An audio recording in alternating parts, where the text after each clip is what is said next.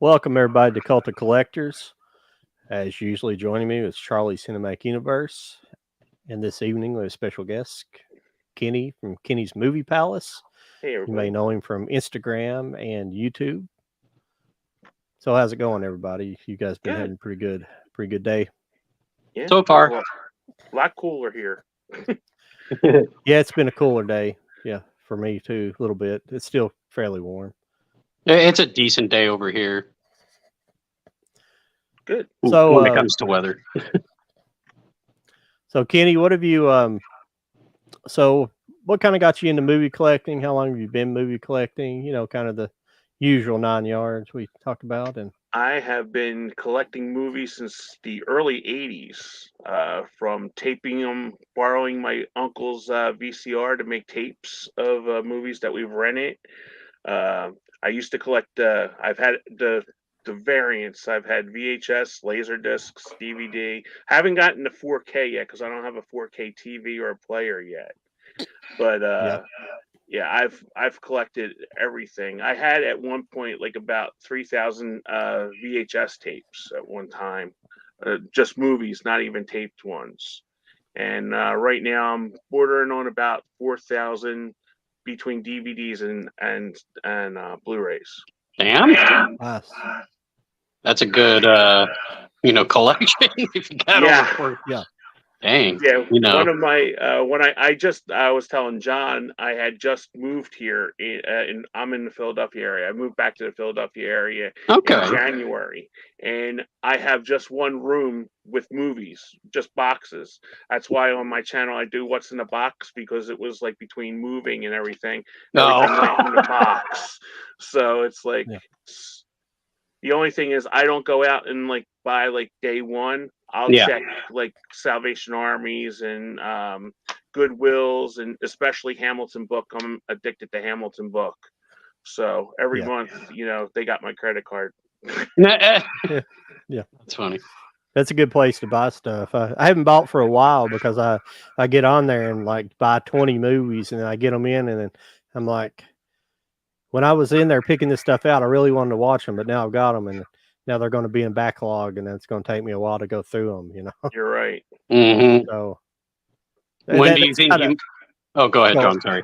well, yeah, it's kind of the reason I stopped going to Dollar Tree as well. I was just picking up stuff and 20 at a time or something, and I'm like, these seem like interesting movies, but when am I going to get around to watching them? Because there's Yeah. usually stuff I'm buying that I want to buy, and the stuff that I have on the front burner that I buy that I want to watch, and so Well, that's why I've been trying to, utilize my collection now. Look at the ones that I have not watched yet. Like as an example, recent movie I watched was Juno. I saw that one for the first time, and then I watched. Do I have it out here? Did I put it back?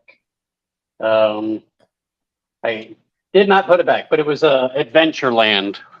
Oh, oh okay. yeah, I like that movie. It was all right. Oh, I like Adventureland. I do like Juno as well. I'm going to be watching the movie 42, the Jackie Robinson story, because I've heard good things about it. That was very I good. just haven't seen it Yeah. yet. Yeah, that was good. It's been a while. I'm not sure if I actually own that on physical or, but I'm pretty sure I went to the theater and saw it though. Yeah, Oh, that was a okay. good one. Yeah, Yeah, I got it it from was Dollar good. Tree. Yeah, I did share the live with Jesse just in case. I told him that it's okay to be late and stuff like that, that we usually do the stream for 2 hours. So if he decides to, Okay. he can. Okay. Yeah, I wasn't sure about anybody else, so that's no problem.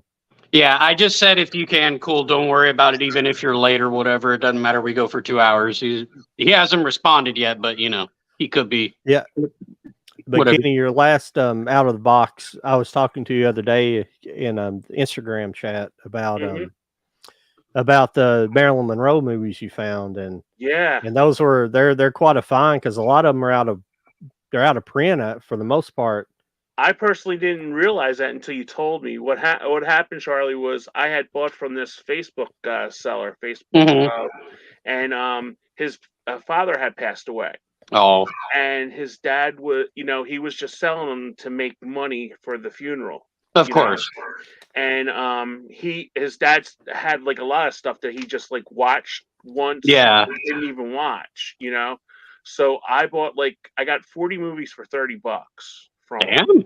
and free shipping. And a lot of the ones he had were like Marilyn Monroe ones. And at the time, my mom, when she was here, she loved Marilyn Monroe movies. So I Mhm. I bought them, specifically for her and me to watch together, because I grew up watching them as a kid. Oh, of course. And yeah, and it was also from that, and it wasn't in that box, was I got every season of the X-Files on DVD. Oh, And I damn. and I didn't even realize how expensive they were either until after me and John were talking, and it was like, wow, these are like $40 a piece, Well, when it comes to Marilyn Monroe, I have this in my collection. Yeah, I have Yeah. that. I have that one. Yeah, that's the one that's out of print. It's This like is out of 40 print. Yeah, it's like $40 or something to I buy. bought this at Big Lots for $5. Yeah, well, at least if you look now, I did like after I talked to Kenny, I never had 7 Year Itch. I'd been wanting to get it on Blu-ray, and I did look on eBay, and I found somebody selling a new copy for $20.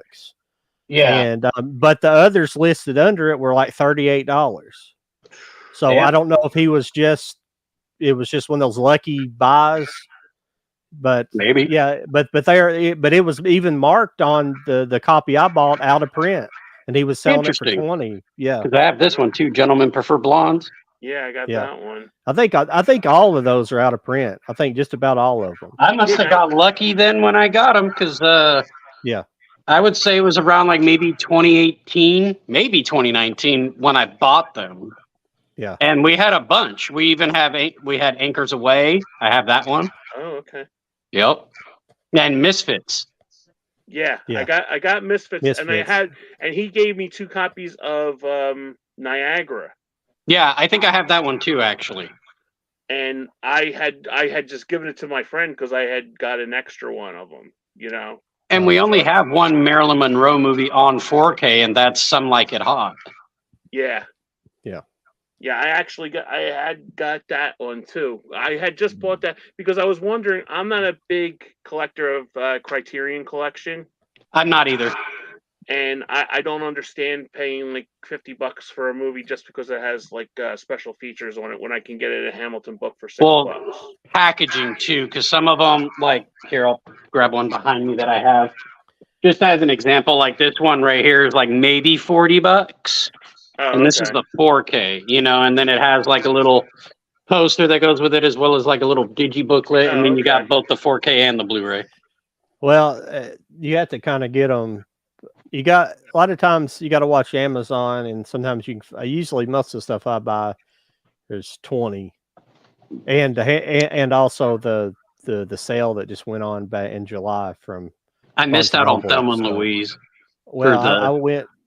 Actually, I kind of forgot about Thelma and Louise. Oh, I already own that. Never mind. I'd bought that previously, but yeah, I went there like last week. I hadn't went to Barnes and Noble the whole month of July. So I thought, well, there's something I wanted to check out the price on, and I ended up picking it up. I wasn't sure about getting this one. It was that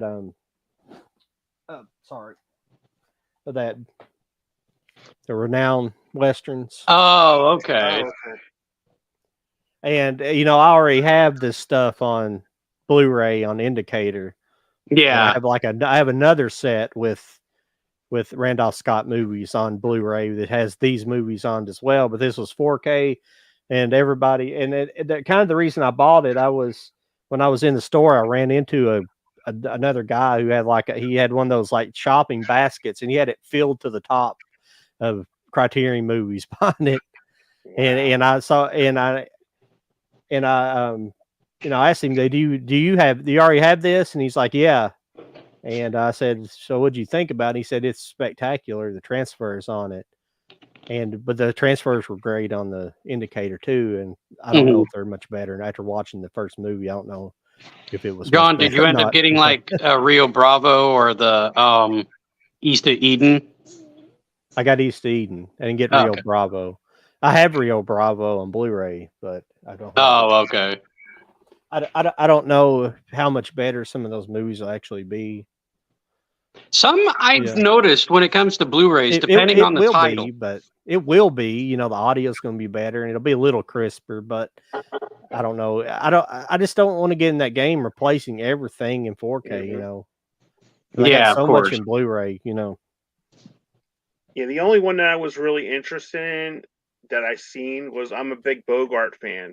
So Okay. it was In a Lonely Place. That was the only one, and I think that's the only Criterion. Am I right of Bogart? I might be wrong. I'm not sure on that No, one. I don't think so. There's Oh, more. No, okay. there's Well, that was like the one that I was like really interested in because I have like a lot of them on like DVD and Blu-ray. So it's Yeah. not that, you know. no. No. I should be able to name the ones, but I have a few. I'm pretty sure the Treasure of Sierra Madre is on. Oh, is it Criterion. I really? might be Okay. wrong about that.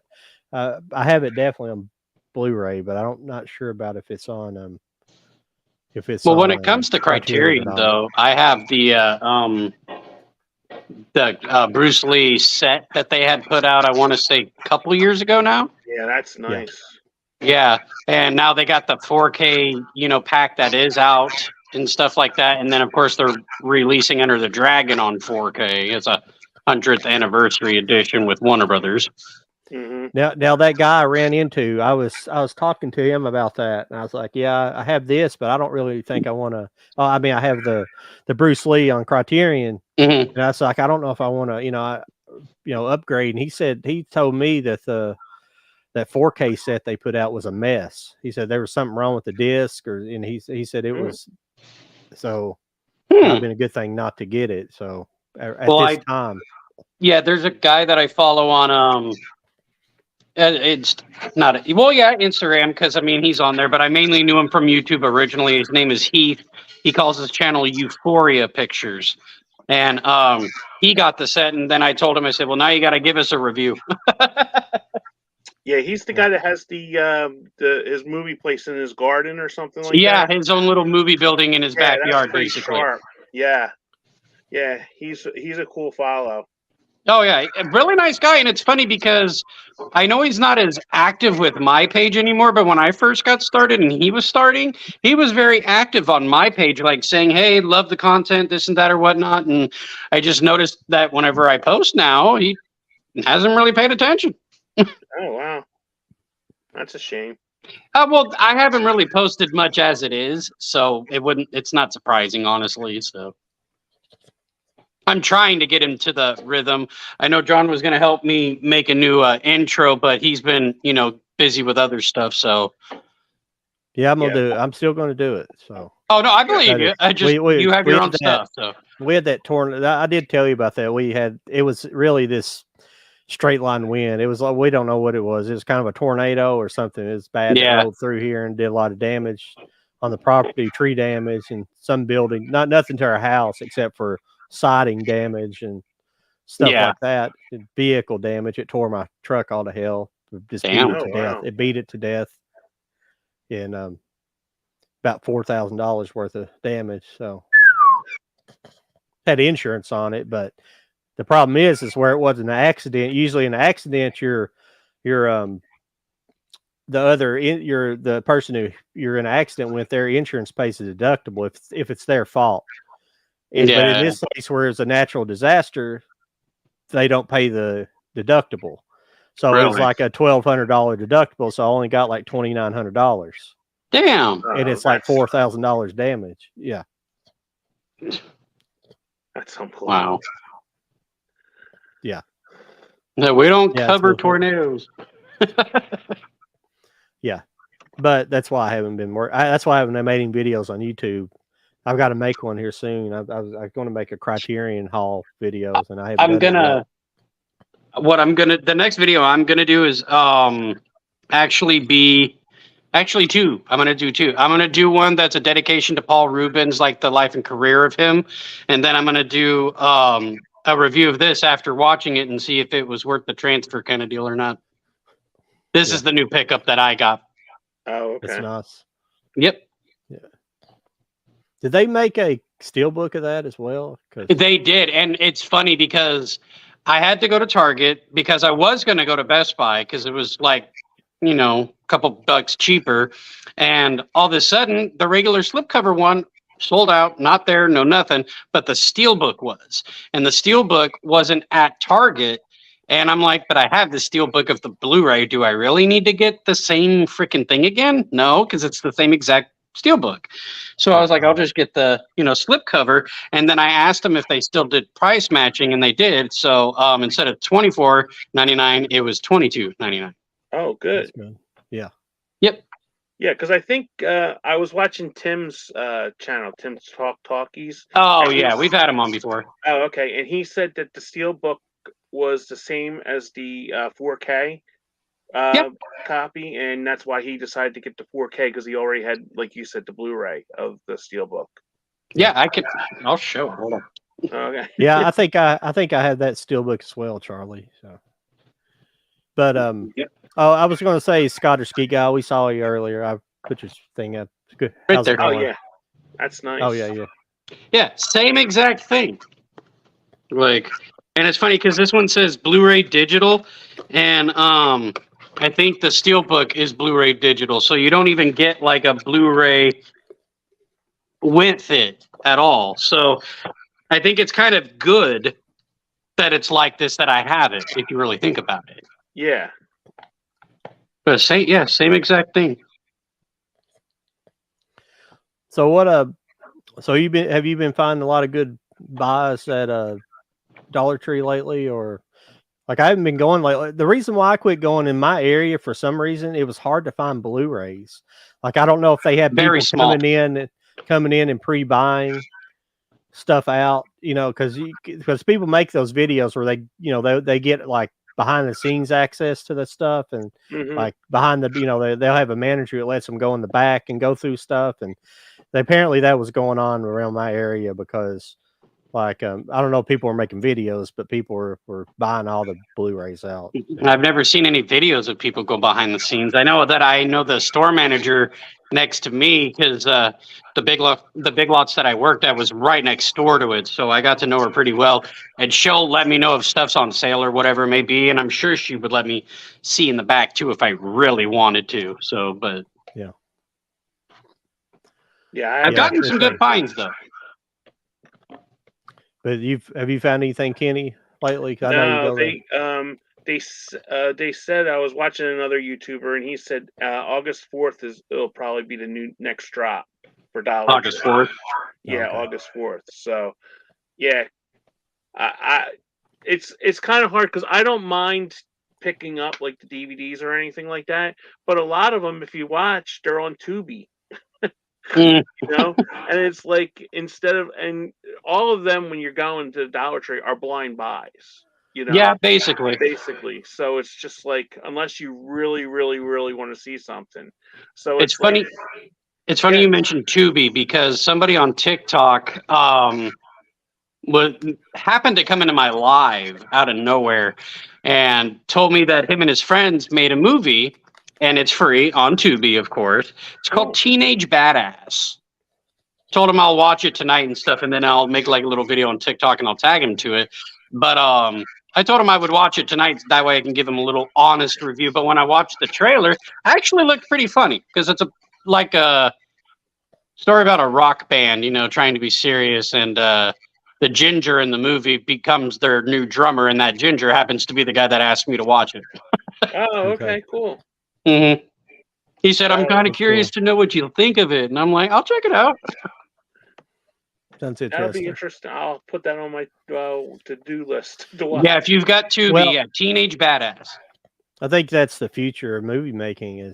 It'll go pretty solid in the indie direction, because this accessibility that people have now, the technology to make movies, that's what held people back some in the past. It was just simply people that couldn't afford to, you rent cameras, film cameras, and have the working knowledge to use the cameras, and to, all what went into it. Now you can just, it's all on YouTube how to do everything digitally, anything that revolves around a digital camera. Oh, yeah. And so, I mean, you can do everything on the phone. You can make a whole movie on the phone. It's probably what these guys have done. And it's just crazy with the technology. Yeah. Oh, yeah. it's going in the same. The film industry is going the same direction as the music industry did 20 years ago. Well, really, the digital music scene started in the 80s. Really, people started recording digitally, but that's so by the 2000s, everybody was starting to have their own studios, and the stuff they were putting out from just their living rooms was sounding great. Well, no, yeah, and then not only that, but I mean, now you don't even have to record someone drumming anymore. You just literally buy the software that's a drum program, and then Right. set it up how you want it to drum. Yeah, I exactly. think that's how the Dave Grohl recorded that 666 Oh, album. Studio 666. Yeah, I'm sorry. Yeah. Yeah, I think he did all that during quarantine. I think it might have been, yeah. They might have made the movie right before they went on lockdown. Oh, okay. Yeah, Because I know that remember him- Taylor Hawkins barely passed away, like what, last year, I think it was? Yeah, Yeah. yeah, It's about a year and a half, I think now, actually, a year and a half. yeah. Sad. Didn't he play drums on the very first Foo Fighters album before? Oh, he they was the kinda drummer from went the into beginning. Dave Grohl? No, I'm talking Oh. about that one. Yeah, I'm talking about for the actual album. I misheard what you meant, yeah. Yeah, Yeah. yeah. He But has his own home studio that I know, and he's constantly writing. So, like, him and Taylor have a very similar drumming style. So, it wouldn't surprise me if, like, Dave Grohl did the drumming and then showed it to Taylor, and Taylor just learned the basic part of it and then added his own fills. Yeah, well, I may be wrong about that. It seemed like I heard that a long time ago. Could be true. And yeah, I love their first two albums. Their first few albums were good. Then they kind of went mainstream a little bit too. Well, all mainstream bands like that. end up going mainstream at some point if they get enough recognition. Yeah, and then they went off the COVID retardation narrative. So it's like the rock against drugs. Boy, those bands sucked. It's just weird because, like, when it comes to musicians, artists, and stuff like that, when people say, "Oh, you sold out," and it's like, if you mean I am actually making a career out of my music, then yes, Yeah. I did. Yeah. Well, I mean, they were big. I mean, coming from Nirvana, he wasn't going to have any trouble, I don't think, getting big. But they just happened to be really good on top of. Well, people just liked them because they just played. Like, there was no real, music theory behind it. It was just literally whatever I come up with, play along with it. That's good rock and roll. And he So plays with everybody, good too, heavy so- rock and roll. I Oh. wouldn't, I I mean, didn't say they'd sell out. I don't care about that because I don't care if. Yeah, I mean, everybody wants to get rich. Then, but Dave Grohl even said himself he doesn't read music. He could not read music for shit, is what he said. Mm. Still can't. Yeah, a lot of people can't though. That's Yeah, like a lot I of like when musicians people don't. say about Nickelback, they don't like Nickelback, and I'm thinking to myself, well, you have to wake up at 7 o'clock in the morning to go to work today, and this dude's in $1 million house. How's it going? Is that Hello. Siskio? I don't know how you pronounce your name. Siskio. I've noticed, Kenny, Hello, are we gentlemen from the echoing the Dragon. year? What is it now? I don't know if it's our volume or what, but I hear like you and me, and I'm guessing it's Kenny, like as a delay in some way. Really? Can you hear me now? Are you No, monitoring? we can hear you fine. Oh. I just noticed that we sound loud on your end. Oh, okay. Yeah, I think we're all right. I do hear that echo a little bit. Are you using your speaker for your monitor? Yeah. Oh, Yeah, that's why. probably what I was hearing Yeah. then. Don't worry about it. It's not bothering me. I don't know if it's bothering you. Okay. No. It's not bothering me. I was just noticing it is all. I'm not hearing it all the time because actually StreamYard has like an echo canceling, and so it works to some degree. Then sometimes it won't pick it up. So Well, I think I'm not- Kenny turned it down or something because I now I did. don't really hear it. okay, yeah, no, it's fine. I wonder where Jody is. I'm surprised. I thought he'd be in by now. Yeah. Any of you guys watching, if you guys have any questions, just ask us. We willing to talk about anything you guys want us to talk about. Oh Please yeah. question. Yeah. I was going to ask if Scottish Geek guy's still listening. I said I was going to ask him if he wants to be on the channel. I caught one of your reviews this afternoon of Oppenheimer. I started watching it. I hadn't watched all of it. I'm gonna finish it up later. I had to get set up for this, but we'll start watching him. He's got a pretty good. Seems like he's got a pretty good little channel, YouTube channel. Cool. So yeah, Nice. thought about Yeah, asking I him. still haven't seen Oppenheimer yet. I enjoyed it. Yeah. Good. Yeah. Long though, I'm sure, right? Yeah, that don't bother me so much. It was paced good enough. It didn't really feel like 3 hours. It felt like 2.5 though. No, I'm just joking. Yeah. No, I don't mind that so much because especially with a good biopic like that, you know. But Mhm. it was fun. Like I actually bought this. This is another good. This was another good movie that came out. I think in 89, 88, 89. It's Mhm. called Fat Man and Little Boy. That is good. I'm not Got Paul familiar with Newman. that. It's got Paul Newman. It's about the making of the atomic bomb. It's the same subject matter, just not focusing on the Oppenheimer's about Oppenheimer, you know. Yeah. But that's a good movie. With it actually it has John Cusack in it as well. I didn't show the cover good enough. Funny Yeah, you I say think- John Cusack. I think it's Laura Dern. Somebody says Laura Dern's first movie. I don't know if that's true or not. This is John Cusack and Nicolas Cage and Vanessa Hudgens called The Frozen Ground. Nice. Nice. I haven't watched it yet, so that's when I need to watch it. He hasn't done a whole lot here recently.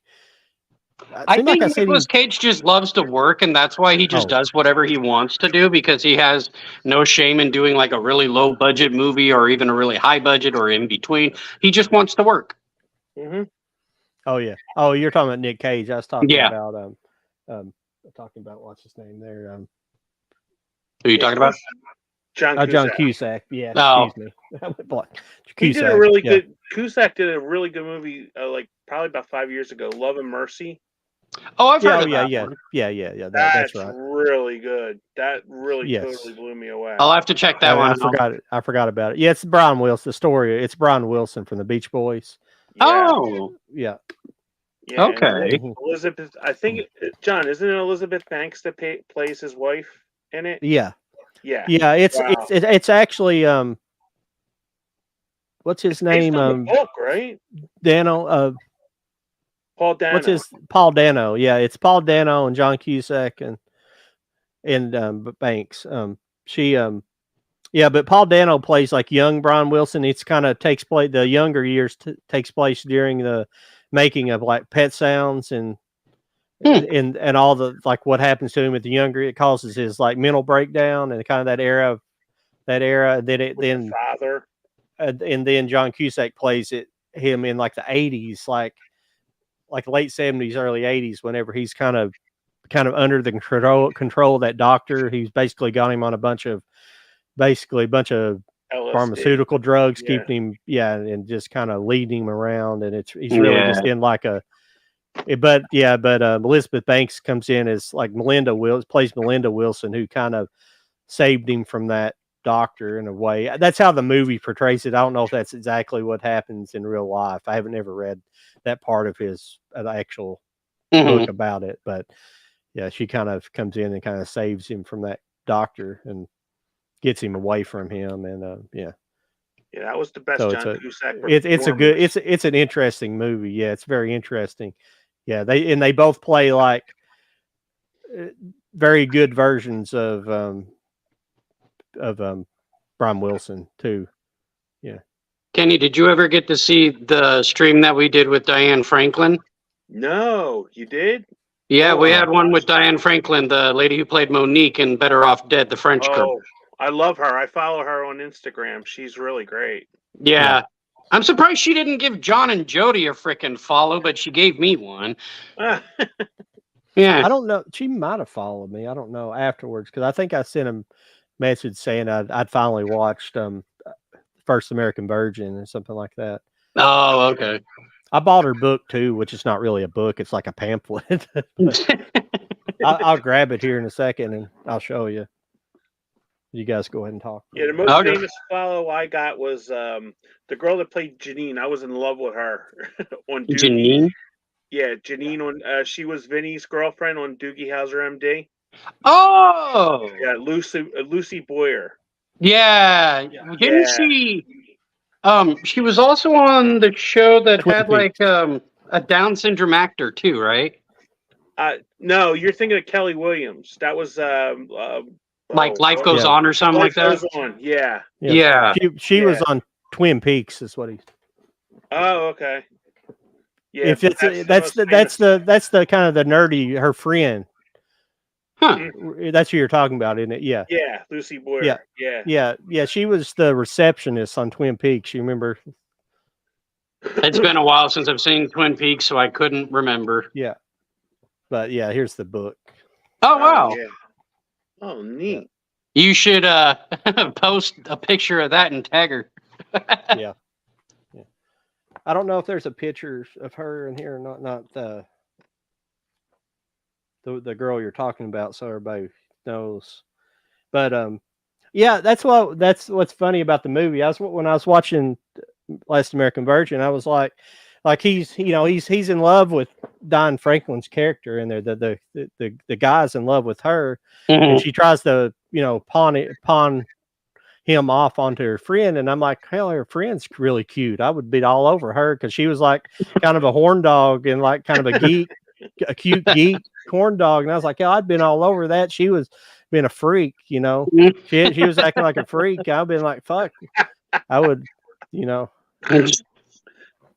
That's funny. But maybe I'm into some geeky girls too. But I mean, I like nerdy girls. Yeah. I mean, it's just.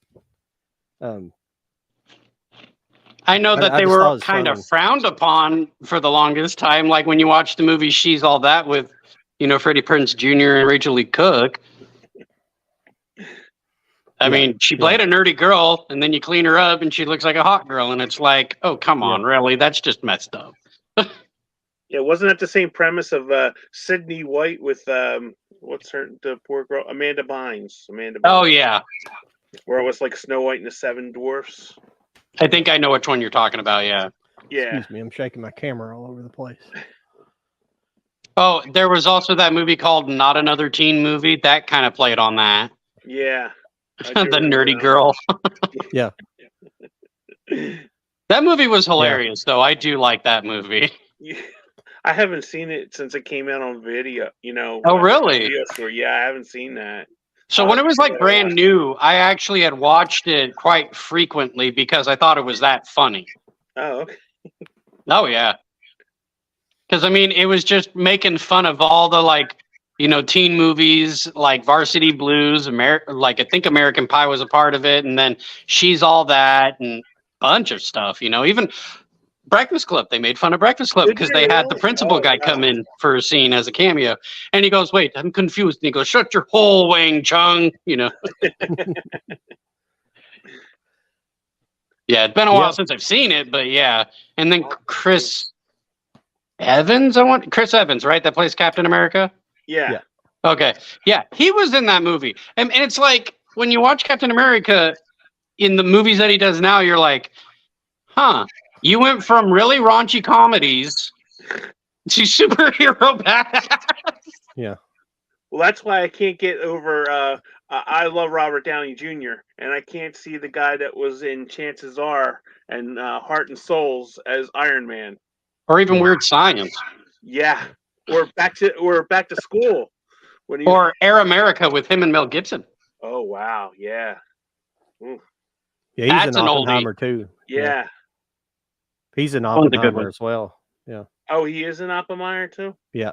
Oh yeah, really he's an Oppenheimer. Yeah, and he's possibly he could, I mean, if it gets nominated for Academy Award because of their stupid new rules, all their woke rules they've got going on now. So if it even gets nominated, the system's rigged. Yeah. So yeah, he had the best performance in the movie. Yeah, one of the best. I don't know how Nolan didn't get an Academy Award for Dark Knight. I don't understand that. Oh, for like Heath Ledger. It's just politics, man. Yeah. It is. It really is. Like a movie that actually got pretty popular and it did have a short theater run. Was Mel Gibson's newest movie with Jim Caviezel. Yeah, Jim Caviezel. That Sound of Freedom movie. Yeah, it played around here in Philadelphia. Yeah. Nice. I haven't seen it yet. I haven't watched it yet, but my mom, my son, and my sister and a group of like other family went to go see it, and they said it's a good movie, but it's a pretty sad, hard movie. What? I'm gonna ride my bike around a bit. Is that right? You're gonna probably pop your tire. I'd rather you not. Okay, then I'm gonna do a skateboard. I feel like Sorry. It's okay. Yeah, that movie got a lot of bad press for it, even though it was trying to push like a message that needs to be heard, a relevant message these days. Mhm. But it's supposed to be pretty good. It's what's funny about that movie was it was made by Fox. A lot of people kept saying, "Well, it's made by Angel." It's this religious movie, but it actually wasn't. It was bought by Angel from Fox. The rights were bought by them, yes, eventually. Yeah, and but Fox made it, and Disney sold it to them for like nothing. They sold it to them, and then it's done better than any Disney movie's done all summer, except for like Guardians. Yeah, Guardians 3 is like their best one of the year for sure. Yeah. And then Sound of Freedom, a lot of studios just did not want to touch that, to give it a good release. Because even like Hulu, Netflix, they were like, no, we don't want to give it a platform. It's like, you guys air dirtier shit than what we're trying to show the world, which is factual stuff. But when it comes to fantasy, you're like, oh, no worries, go ahead. But when it comes to like stuff that's real, like Oppenheimer could have been a movie that could have been banned. Yeah. Yeah. So it's like their logical reasoning is so fucked up. Yeah, I don't understand how these movies, like especially from Netflix, you look on that queue and it's like I don't even know half of these movies that are on here, like the made for Netflix movies and stuff. Mhm. And it's just like I can't believe they're giving. Did you guys see the one with The Rock and Daredevil? What the hell's his name? Ryan Reynolds. Red Notice. Oh, Gal With the Gadot egg? too. Yeah, they're making a second one, and I'm like, that movie stunk. What Sure was did. that called? What was it called again? I think I've seen that. I want to say I think I'm Red wrong. Notice, I think you just said it. Yeah. Was it on Netflix? I was thinking about another movie. It's got those same people in it that they made. Was that? What was that? It was in. I don't know. Same movie. Yeah, it's like you said, Charlie. Copy and paste. Yeah, basically. Copy and paste. Yeah, it's Okay. like with like all of Sandler's movies too. They're like the same. I mean, it's kind of. Well, when you watch like older Disney movies too, like the old animation, like Jungle Book, and then like Aristocats or anything else, you'll notice that a lot of the choreography between animation is the same. Yeah, I think the earlier ones they used some of the backgrounds for that too. Yeah, they just kind of layered it basically. Yeah, but I think Disney has like a lot of problems. They do. They have so many problems. They do, and it's sad because Bob Iger, and he's become a prick now. And don't get me wrong, I'm sure at one point, he was like someone that was actually for the good guys and stuff like that, of writers and directors and actors and stuff like that. But now he's just become an asshole to people because the people that are doing like the strikes and stuff like that, they're saying that they're being unreasonable, but when the asshole's taking a private jet to meetings. Yeah. And you're calling them unreasonable. What got me was I read it was on Hollywood Reporter about Mandy Moore with the Netflix royalties from This Is Us. Oh, huh? For 1 quarter, she got a check for 14 cents. Yeah, no. Even Snoop Dogg about the music industry, same thing.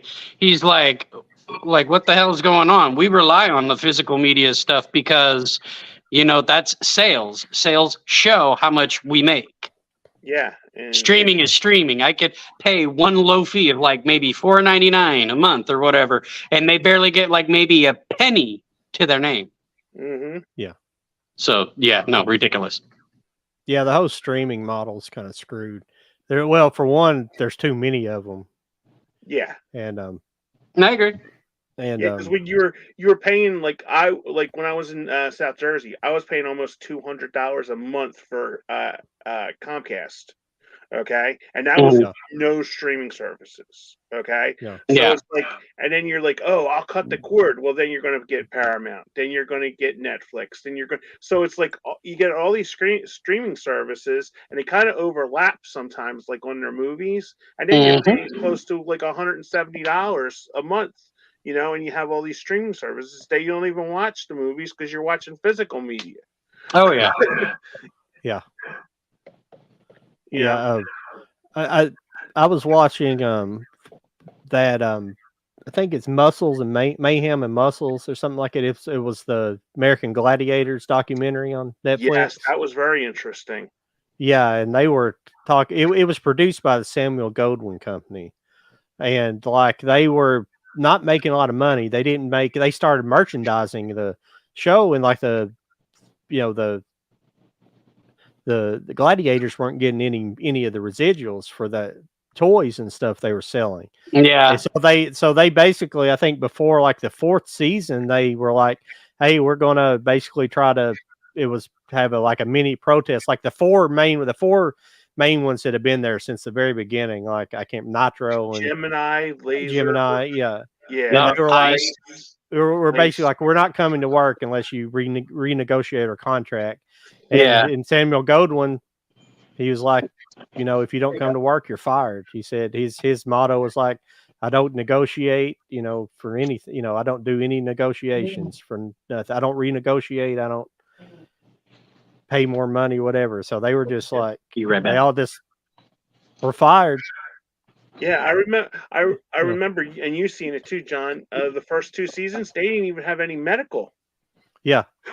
I mean, the one guy broke Malibu. The first guy who was only in the first season, he broke his nose, and there was a contestant that the girl Lace had said that she's still having problems with her leg that she broke on it to this day, and that's like over 27 years later. Yeah, I think it was just the first season, and then the second season it was actually halfway through the first season whenever they kind of hired a different director and a kind of a different production company to kind of and change things up. They weren't doing the stunts right. The different games they were playing just weren't set up correctly. Yeah, and so they finally got it right. But man, when they started, I'd forgot about that when I was a kid. I forgot about them doing that live tour and all that stuff. It came back to me. I remember those commercials running, but them doing a live tour, they were doing like 50 weeks or something. I mean, doing that day in and day out. Yeah, Can you imagine that? I remember it came here in Philly at the Spectrum. The Spectrum was here. I remember how big that was too. Yeah. I watched the show. I used to like watching. I don't think I was a regular watcher, but I would flip over there and watch it occasionally. But I always enjoyed it. Yeah. Yeah, we were regular watchers because we used to place bets on it. We're talking about American Gladiators. Yeah. I could still hear you guys when I was watching. Oh, okay. Yeah, that was like really huge. A huge. Oh yeah, no, I used to watch it all the time as a kid. Yeah. I think I had a crush on like one of the female gladiators. I think it was like the woman named Ice or something like that. Yeah. Yeah. Yeah. She's like, she was a lesbian too. Well, who cares? Not like anything was going to come out of that anyway. Yeah. No, I know. But she was. There's like a couple of them. One of the other girls was too. But yes. Yeah, there's like a good story in that documentary where like 3 of the guys were placing bet. That's when they were doing their live tour. They were doing like the American live tour, and 3 of the guys were placing. They were like in a hotel lobby. No, there was a girl contestant that was really hot, and these 3 guys were placing bets, and about who was going to sleep, hook up with her. They were they all tried to hook up with her, and like like none of they all struck out. They were all like, "Hey, why don't you meet us for drinks at this bar?" And she never showed up. Well, the next morning they're all in the lobby, and she said like, I waited till I make sure they were all in the lobby, and she hooked up with that girl like Ice did. Wow. She was like, "Yeah, I made sure that they see me with her." I wonder where the hell Jody is. I mean, did you give him a message? Well, I mean, he got the link like you do through the main. Oh, I know. I'm just wondering if maybe chat. he lost attention span or something. Oh, I haven't given him a message here lately, so we'll see. Because he said he wasn't going to be that late, and it's been close to an hour. Yeah, I know. Yeah, nobody's left me a message. Let's see. We can. Damn you, Jody.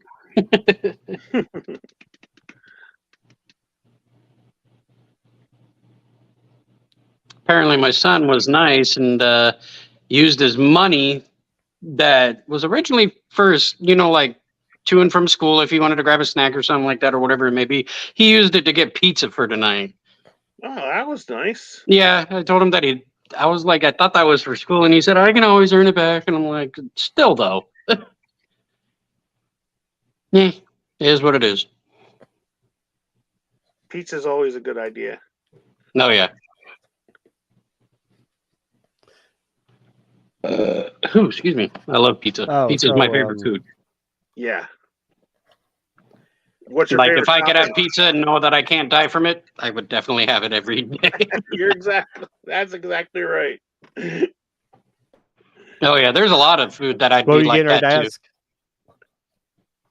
Huh? Yeah, I like pizza too. I don't really need to yeah. have it, but I do. I eat it at least once or twice a week. Huh. Oh, I'll tell you what I did with the pizza. I get these sometimes I like frozen pizzas. So I get these what are they called? Jack's pizzas. I don't know if you've ever I don't know if Kroger sells those. I don't know what or Walmart sells them, but they're Jack's pizzas. They're kind of like Tombstone, but they're a little slightly thinner crust. They're good though. They have good cheese on them, and they're a pretty good pizza. Well, I'll have to look. I pulled one out to make it the other day, and I was going to put it in the oven. So I noticed on the package it said this is good on a grill. It says it's so I fixed it on a grill, and it was real good. It was like super crisp, and it blackened some of the edges, and it was excellent. Yeah, that's really good. I like to make my own pizza.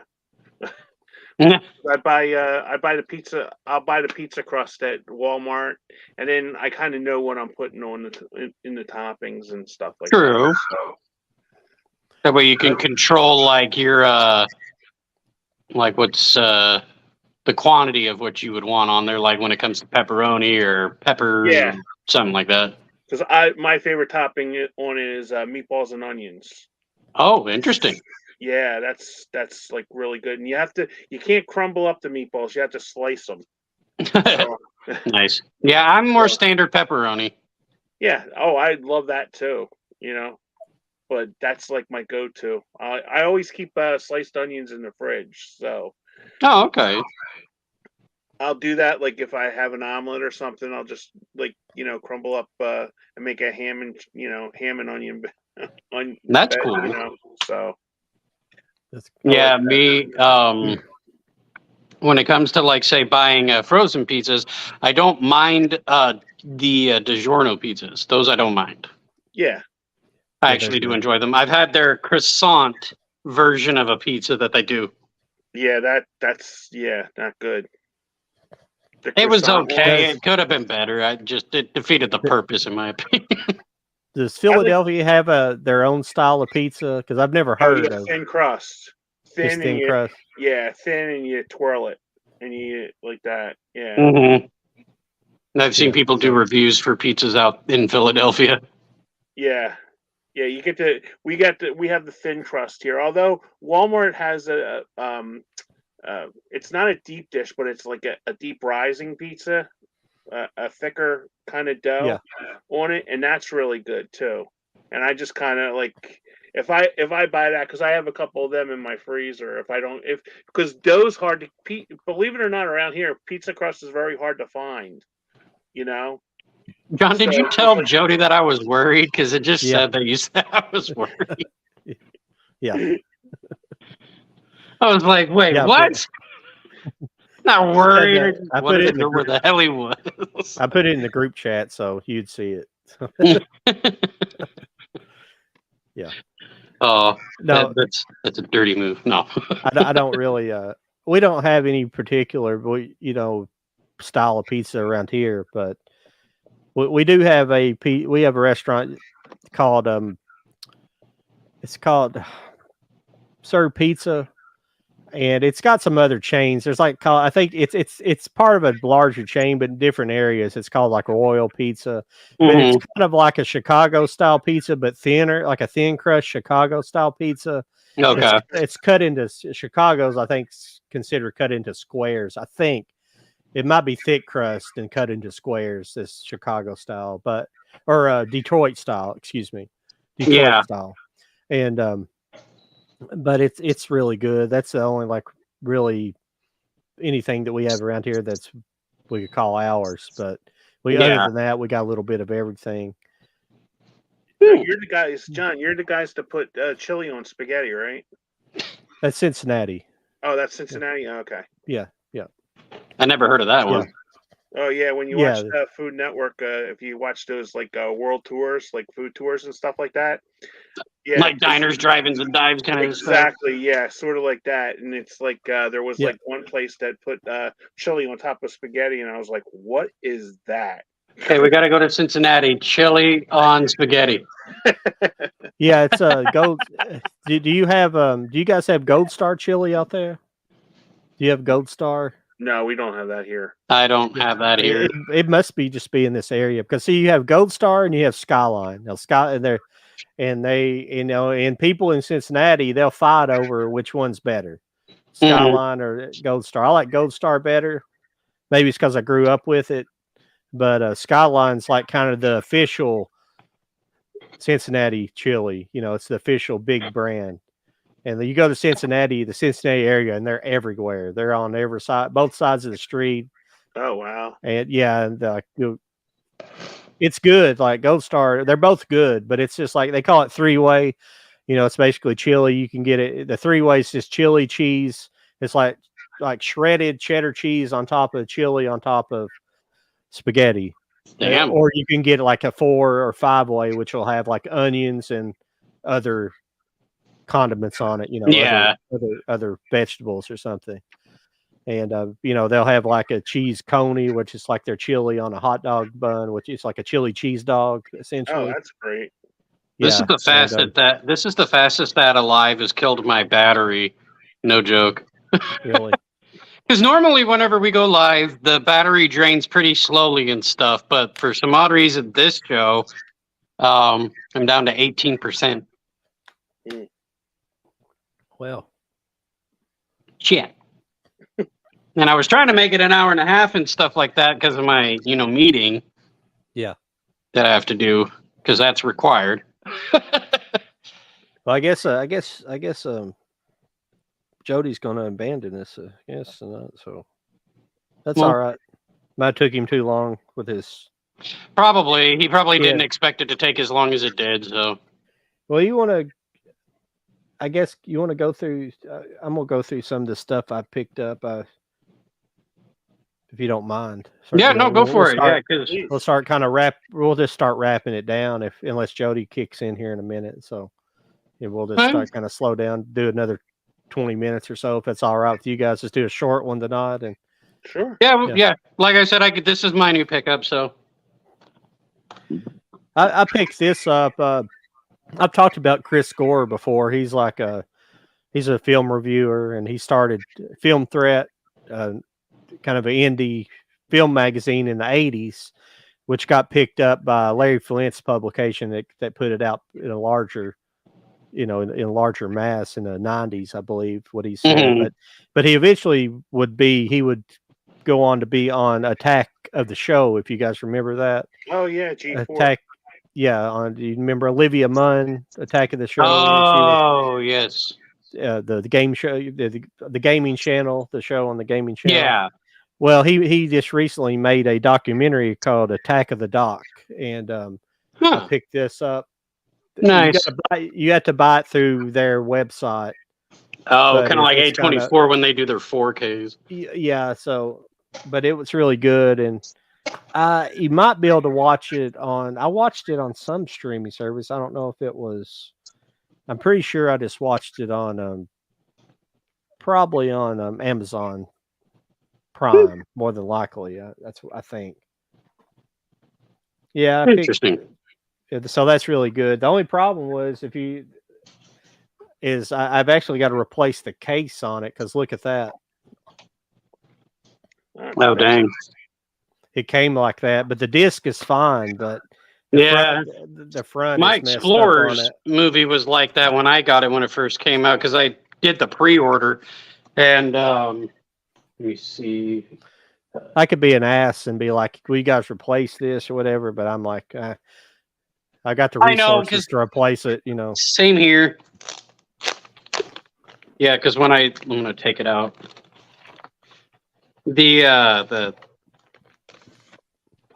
It was the slip cover was hella dented and everything in this corner part, Yeah. And then I had to look at the, casing, and luckily the casing was fine, and the discs were fine. It was just the slip cover was all mangled. It made me think the worst. Yeah, it sucks when you get those. It don't happen too much, but it was just packed in a regular mailer package. It wasn't a hard cover, hard and kind of like hard box or anything. So Yeah. Yeah, we could have a whole show about the Amazon packing system. Oh, yeah. Amazon, how about being smart about it and give us things that fit in them properly? Mm-hmm. Oh, that looks on the web. Nice. Yeah, this is a film noir. I haven't watched it yet. It looks good though.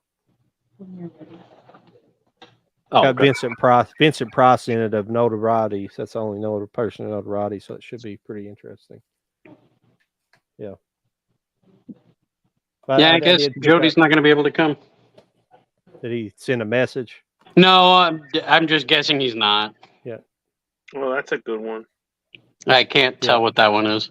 War of the Worlds. Oh, War of the World. Okay. Which I have the Criterion. It came out this year or two ago, and I thought, well, I'm gonna give this a chance, and it does look really good in 4K. Sounds nice. Really excellent. Yeah. Now I have a question about 4K. I don't have it. Can you see a real big difference from 4K to Blu-ray? Oh, yeah, certain movies, yes, but certain ones, not too much. Like, say, if you were to upgrade, like, say, Marvel movies to 4K, there's not a really big jump. Oh, okay. Yeah. Because it's more of like a 2K quality with the DVD. I mean, not DVD, with the Blu-ray of, like, say, Marvel movies, and then they just digitally upscale it to the 4K, where it's a barely noticeable when it comes to color grading. Oh, okay. Yeah, because I don't have the greatest eyesight in the world, so it's like it doesn't. And plus, I'm colorblind, so it doesn't really. I don't, see a big difference, with certain. Yeah, the problem. Black and white films are good. I think I talked to you before about it, Charlie, about the Marvel movies. They rendered all the special effects in 2K, so like it's basically impossible to render them up to actually without going back and completely redoing the special effects. Put them in 4K. So possibly the film elements could be upgraded. They might actually have the film elements that are filmed that could be 4K quality, but I think they probably all together, none of them look incredibly better. Well, it's funny because when it comes to older films, and there's two movies that got the same treatment where they were scanned 8K, but then downscaled to 4K. And the movies were My Fair Lady, with Audrey Hepburn, and The Ten Commandments. Oh, wow. Okay. They look amazing in 4K. Yeah. Yeah, the oldest movies usually look really good, especially if they're like the old Technicolor and stuff like that. Even the black and white movies look incredible, but Oh the yeah, black and white movies you get usually a really good audio track, where sometimes the audio tracks were kind of crap back in the day. So they really do a good they're job very cleaning. mono. Yeah, Yeah, they do a good job cleaning that stuff up. This Yeah, this definitely. is pretty good transfer. This is Land of the Pharaohs. Oh, okay. Howard Hawks. Never seen that one. I don't think I even really know of it. Yeah, Howard Hawks is a big director. It's pretty good. It's a pretty good movie. It's just takes place in Egypt. Yeah, I picked this up. I had the regular version, but never had the unrated on Blu-ray. I don't know if that's a recent. Yeah, I had the when I they have first the DVD. released it. I never had the. Yeah, I never had a Blu-ray. When they first released it, I believe they just released the regular theatrical release, and this comes with both. So I don't know how the hell that's even more unrated. It's pretty damn risque Yeah. as it is. It Yeah. is like the puppet is plow driving the other marionette woman puppet. well, like he pees on her and then she poops on him. But Wow. yeah, I picked this up too. Sorry about the nice. glare, everybody. Yeah, the East of Eden. Yeah. You gotta do a review on that one. Yeah. I like. This is a good movie. I haven't watched it in a while, but it's a really good. So, yeah, we'll be checking that out here soon. And then, of course, Alfred Hitchcock, another set that's coming out. That's like 3 sets now. Yeah, that'll be the third one. I have the first one. I don't have the second one yet because I have them on. See that's why I asked, because it was like, is it worth the upgrade? Because I have them on DVD. For older movies, I would say yes. For like stuff that's around that era and maybe 80s, early 90s, around there, those are good. But some of them can be a hit and miss. Don't get me wrong. And even some of the newer movies look like crap on 4K. You'd be surprised. Yeah, I see like all these, because I had done a video once about like upgrading, and I see like people. There's like one guy who gets like 6 different copies of the same movie each week when they come out, and I'm like, dude, you can only watch a movie once. Why are you buying 6 copies of it? You know, but that's the collector, and hey, if he has the money to do it, that's cool with me. You know. Yeah. But I just can't see you getting 6 of the same movies because you're not really doing anything with it. You know, you're just it's a different variant. So. Oh yeah. Well, This is What is that one? Stanley Long's Adventures.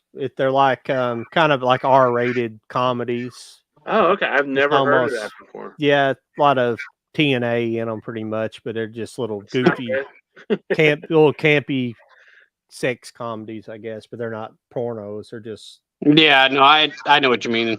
Yeah. Oh, I've never heard of them before. Yeah, I haven't really either, and I've seen this. I thought that sounds interesting. I might pick that up. It wasn't real expensive. I've only watched Adventures of a Taxi Driver. Yeah, it's just a taxi driver going around town. Pretty much him hooking up with different women and weird things happening to him. Like he gets kidnapped by these people, and it ends up as just a big prank. And they weren't really kidnapping him, and he thinks it is. But well, my battery's at 10% now. Blood Money. Never heard of that one. Spaghetti Westerns. This is an Arrow release. Oh, damn. That's a big set. Yeah. Yeah, I should probably get going before my battery dies. All right. Charlie, it was nice meeting you. Nice meeting you, man. Yeah. You're always welcome back, too. Remember that. Thank you. Thank you so much. I appreciate it. No problem. You guys have a good one. Okay. Be safe. See you.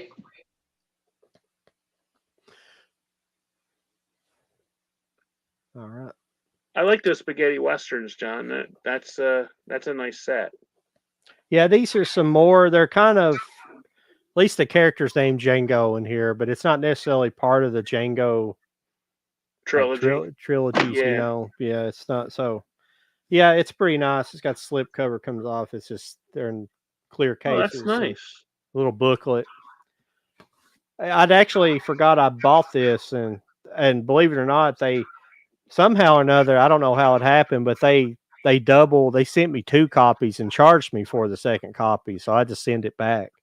Oh, okay. It was like $60, so Yeah, I wasn't I going. wanted I my wouldn't money eat back that on either. that. And everybody, if you've seen my Instagram today out there, you guys probably seen this. Yeah, Essentially World of Black I Emmanuel. remember. I had talked to you about that. I remember seeing that. Now, are those all the movies or just the one? I can't really show you the inner covers Yeah, of no, no, this no, no, because no. I don't want you yeah. to. Because I remember they used to have But like. it's this style. I can show that picture. I don't think it's got any nudity on Oh, it. okay. Not really. Yeah, it's all nudity inside the.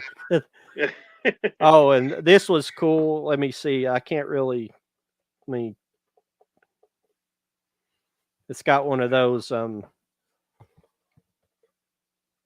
of those old. Oh yeah. Oh, that's neat. Yeah. Like the ViewMaster things. Yeah, and all but like 1 or 2 pictures in there are nude shots. So Oh. I can't. I got to watch my. Yeah, I don't Yeah, think she's a anybody's seen beautiful anything. woman. The girl that plays Manuel. I don't know if she. Do you know if she continues on? I haven't got to sit down and read the. Oh, make sure there's no I nudity on think she was this. only in the first 2 Okay. because she married somebody famous, and I can't remember who it was, but she she only did the two movies. Yeah, I was. What's kind of weird is, not a lot of people didn't respond to it. Usually, I get several people who, like my posts on Instagram, and nobody. I don't know if people are afraid to block it because they might thought it was racist because it's called Black. Black Emmanuel. But what's funny about it's not the movies aren't racist, but at all. But what's funny, what is kind of weird though, is I don't know what her nationality is. I mean, I think she's American or she's French or something like that. But they actually in the movie she kind of refers to herself as or they want you to think she is black, but she's not black. She's not like African black. She's like Filipino or she's an Asian mix or some kind. But I'm not saying I'm not trying to denigrate that. I mean, she's beautiful. No. I'm not trying to denigrate those as saying, well, you're not a colored person, but the way they refer to it in the movie is like it's almost like she's black, the way they're referencing it. And I was like, well, you're not black. If she was and black women are beautiful. I like black women, Mm-hmm. Yeah. And it's just, but she's freaking gorgeous. Yes, she is. Let me check. I'm checking right now to see because I didn't have time to look it up earlier. But while you're doing that, I'm gonna go through some of these. Yeah, I picked up. This is the Renowned Westerns I showed earlier. This is Bud Bedecker working with Randolph Scott. Bud Bedecker was an excellent B movie director. He pretty much just made B movies, but they're just amazing. He just made amazing movies. He may have had 1 or 2 big movies, but for the most part, he was in the B movie system, but made like A quality movies. And I think, I've said that before. I believe that's what we're missing in Hollywood today, like real B movie units to train these to train all all aspects of production in the movie industry. I think we need people to learn how to be directors, how to be producers, how to be actors, how to be grips, how to be sound men, how to be cameramen, cinematographers. We need all that because we're lacking that these days. Yeah, you're right about that. Yeah, her name was Laura Gemser. Writers. What is it? Laura Gemser. Yeah. She was born in Indonesia. The guy that stars Indonesian. Yeah, okay. Yeah. Yeah, the guy that stars in that movie with her, that's her husband in real life. That was her husband in real life. Okay. I thought she was probably Southeast Asian or something like that. Yeah, beautiful. That's what she looks. Yeah. Because Filipino women are really beautiful as well. Mm-hmm. But this is another one I picked up. I think a lot of people saw this. This is an Instagram post. This is Lady Snowblood. Oh yeah. It's a Japanese movie. I didn't know a lot about it. It was pointed out to me, but this was supposedly there. I've watched a lot of the inspirations for for Kill Bill, but a lot of the inspirations for I'm sorry, everybody. I'm having a bad night. I'm having a brain fog kind of No, night. you're but, all right. But Yeah, I think Ryan picked Yeah. that. Ryan picked that one up. Yeah. I think I seen him do that. But too. this was the inspiration for Kill Bill. Is what I was getting at. Oh, okay. And yeah, it was kind of Tarantino. Excuse me, I went blank on Quentin Tarantino's name, but I've watched a lot of his inspirations for different movies he's made and things he's taken from different movies, and somebody pointed me at that. I was like, I hadn't seen that one. I had to pick that up. So that was really cool. That sounds an interesting one. Yeah, I picked this up as well. The Pink Flamingos 4K, or no, it's just Blu-ray. It's just Blu-ray. Yeah. Yeah. I remember renting that. They call that the barf bag edition. Is that right? Yeah. Yeah, see how it's in like a bag? It's supposed to be like the barf Oh, I bag. didn't even. I swear I didn't notice it. I just seen the flamingo on there. Oh, that's funny. Yeah. It's a rough one. I like John Waters, but that one's a pretty rough one to get through. It's mainly not anything necessarily like people throwing up or nothing. I just don't like to see men's undercarriages in the movie too much. I'm talking about the gotcha. The brown eye, which was predominantly displayed several times in the movie. It's like that. Yeah, I could do without that, but that's John Waters, Very interesting filmmaker. Yeah, I'm a big fan of Jim Jarmusch. This is Mystery Train. Oh, okay. Blu-ray, yeah. Yeah, I was trying to see if this was anybody of any real Steve Buscemi's in this, and the rest of it's a fairly Screaming Jay Hawkins is in it, but other than that, it's not anybody real recognizable. But he's mostly works in the indie side of things. Jim Jarmusch did. He cut a couple. Did he make that was that Jim Jarmusch that made the zombie movie that came out a while back? Am I thinking, is that the right director? Let me look him up. I've heard of his name, but I don't think I've watched any of his I'm movies. sorry, I'm going blank on everything. That's why I suck at YouTube. Don't worry about it, man. That's why I suck at YouTube. You don't suck at YouTube. I don't care. He did Broken Flowers with with Bill Murray. Bill Murray. Uh-huh. Yeah. Oh yeah, you're right. The Dead Don't Die. The Dead Don't Die. Yeah. Yeah. Yeah, he made that. I think he might be Philadelphia based, kind of. I don't know if he's really? Philadelphia based, but I think he might be. I think that's where that movie takes it, because it's somewhat of an homage to the Night of the Living Dead to some degree. Oh, I think it's supposed to be. I'll have to check that out. I did not see that one. I never did ask you about that, but M. Night Shyamalan, he's definitely a Philadelphia. Oh yeah, boy. He's really big. He's at the Sixers games and the Eagles games and stuff. Yeah, he's really big. He gets a really bad rap, I think, because he he did everything with Sixth Sense, and then it's sort of like Orson Welles. When you make Citizen Kane, you're just gonna, come back to earth after making that. So. Right. But I don't mind his movies. I really, really liked that Knock on the Cabin. Was it good? I thought it was very good. And I'm a big wrestling fan, as you can see from my shirt. Yeah. Batista, I was never a big Batista fan at wrestling, but man, that guy was really good in that movie. I think the last 4 movies. I like Stuber. If you ever seen Stuber, that was very good. Did he make that? He was a cop. It was with that Kunal somebody. He was the Uber. Yeah. You're talking about Batista. You're talking about Batista. Batista. Okay. Yeah. Yeah, No, he I did. don't. You know what? Seem I might have seen that. Yeah, I know who you're talking about. I know which movie you're talking about now. Yeah, yeah, Yeah, yeah, the Kunel guy, he's a Uber driver, and yeah, Batista is a cop who just had his eyes dilated, so he can't drive. So he yeah. has to hire an Uber driver to break this case. So that was good.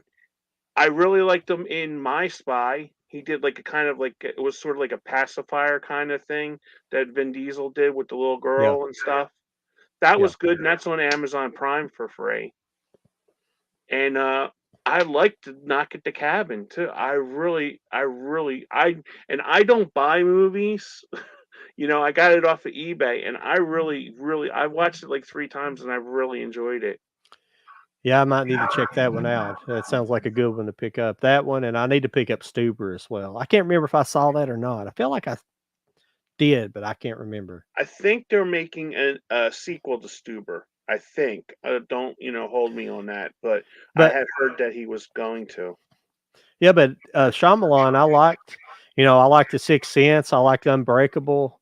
I liked what I was like the Split. Alien? Split was good. Yeah. You And know, what's the movie? The Happening. That Yeah. gets. I'm not a big Marky Mark fan, but I thought that was fun. What was the Alien movie with Mel Gibson? What's that called? Oh, Signs. Signs. I like that too, but a lot Yeah, of people don't like it. But I think it's just got such an eerie feeling to the movie. It's more the and it's feeling to kind the of movie. slow. Yeah, but it's got kind of this weird like build up to it. That's just like I just enjoy it. I don't know why. Sometimes I like movies that people don't like, I like which is movies that kind of make you think. You yeah, know, you can be in a mood and you can watch. Like I like the Asylum movies, like I think they're fun to watch. But it's yeah, like you don't have to think about that. It's an yeah, hour and a half, and you're going to have a good time with it. But I like thinking movies. Like every Hitchcock movie is a thinking man's movie. yeah, Because there's so many parts moving. yeah, In that. Especially when they have like the co-star, yeah. in those movies, and it's like Well, I love it. I those. love Hitchcock. I love thinking movies. I like David Lynch movies. I like complex movies. Mhm. But I like dumb movies too. I like the whole spectrum. Yeah, Yeah, exactly. yeah. It's like, I and love. it's like you gotta be in a mood for like when I remember the first time I seen Mulholland Drive. Yeah, I didn't know what the heck was going on in that movie, but after you watched it a couple times, you kind of figured it out. But yeah. There's people that go on and on about his movies. Like Mulholland Drive's a big one, and oh, the the one one with before that was was it Wild at Heart with Nick Cage and Laura Dern? well, that was before. That was one of his earlier movies. Oh, okay. But I'm talking about Inland Empire. no, that was. I think that's about the last movie he made. I wasn't a big fan of Inland Empire. Yeah, I It's didn't way care for too it either. long. It's like 3 hours long and slow Yes. and it keeps us kind of dragging. And I'll go through it in a minute. I'm trying to think about that one. Lost Highway. Excuse me. Oh yeah, yeah, But, yeah. That was good, but that's that was good. also yeah. Yeah. He always has weird things to happen. I've almost come to think. I've almost come to the conclusion that that his movies are not as complex as people try to make them out to be. I'm Yeah. thinking that maybe because he won't never talk about his movies, and I think the reason he don't talk about them and won't explain anything is there's nothing to explain. I think they're just made to be watched the way they are, and there's nothing behind the lens. I think they just. I've had better. I've never. I need to write it down, but I've had better thought processes on what especially after watching Inland Empire. I just recently bought I had it on DVD, but I recently bought the Blu-ray and watched it again. I didn't really like it the first time, but I thought, well, I'll give it another try and watch it in better quality. And it was it's just slow, but it's got different elements, and it's really, the story's not that convoluted as he puts the movie together. If you can, Right. yeah, and I think that's the whole point. I don't think he's actually intentionally making some kind of movie that you can't understand. I think he's trying to make you think he's making something complex, and I think that's in lies the whole thing about David Lynch's movies, you know. And I'm probably dead wrong. There are probably tons of things going on, like Twin Peaks. So many theories about Twin Peaks, and you know, and it can be boiled down. I think it's just Twin Peaks is boiled down to it's simply the whole thing's a soap opera.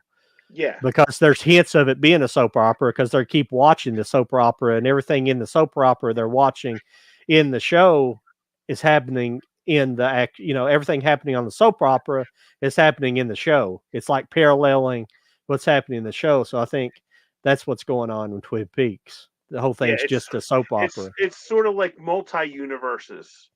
Yeah. You know, kind of thing. Yeah.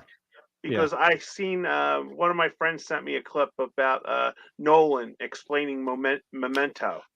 Yeah. And it was just like, I watched that clip about 3 or 4 times, and I still didn't know what the heck he was talking about, you know, during it. Well, you know, Memento's all shot in reverse. It's it's all takes place in reverse. It starts at the end of the movie and works its way to the beginning. Right, and that's what he was saying, because he was doing the timeline. I'll send the link to you, okay? He was doing a timeline, and then he said, okay, this one we're working in reverse. There's 4 different parts for the reverse, and then there's 4 parts for the fast forward. He said, and then there's the conclusion, and he said, and then there's the very beginning. Yeah. And I was just like, what the heck did he just say? Yeah. You know, and I watched it like 4 times, and I still didn't understand what the hell he was talking about. Yeah. Yeah.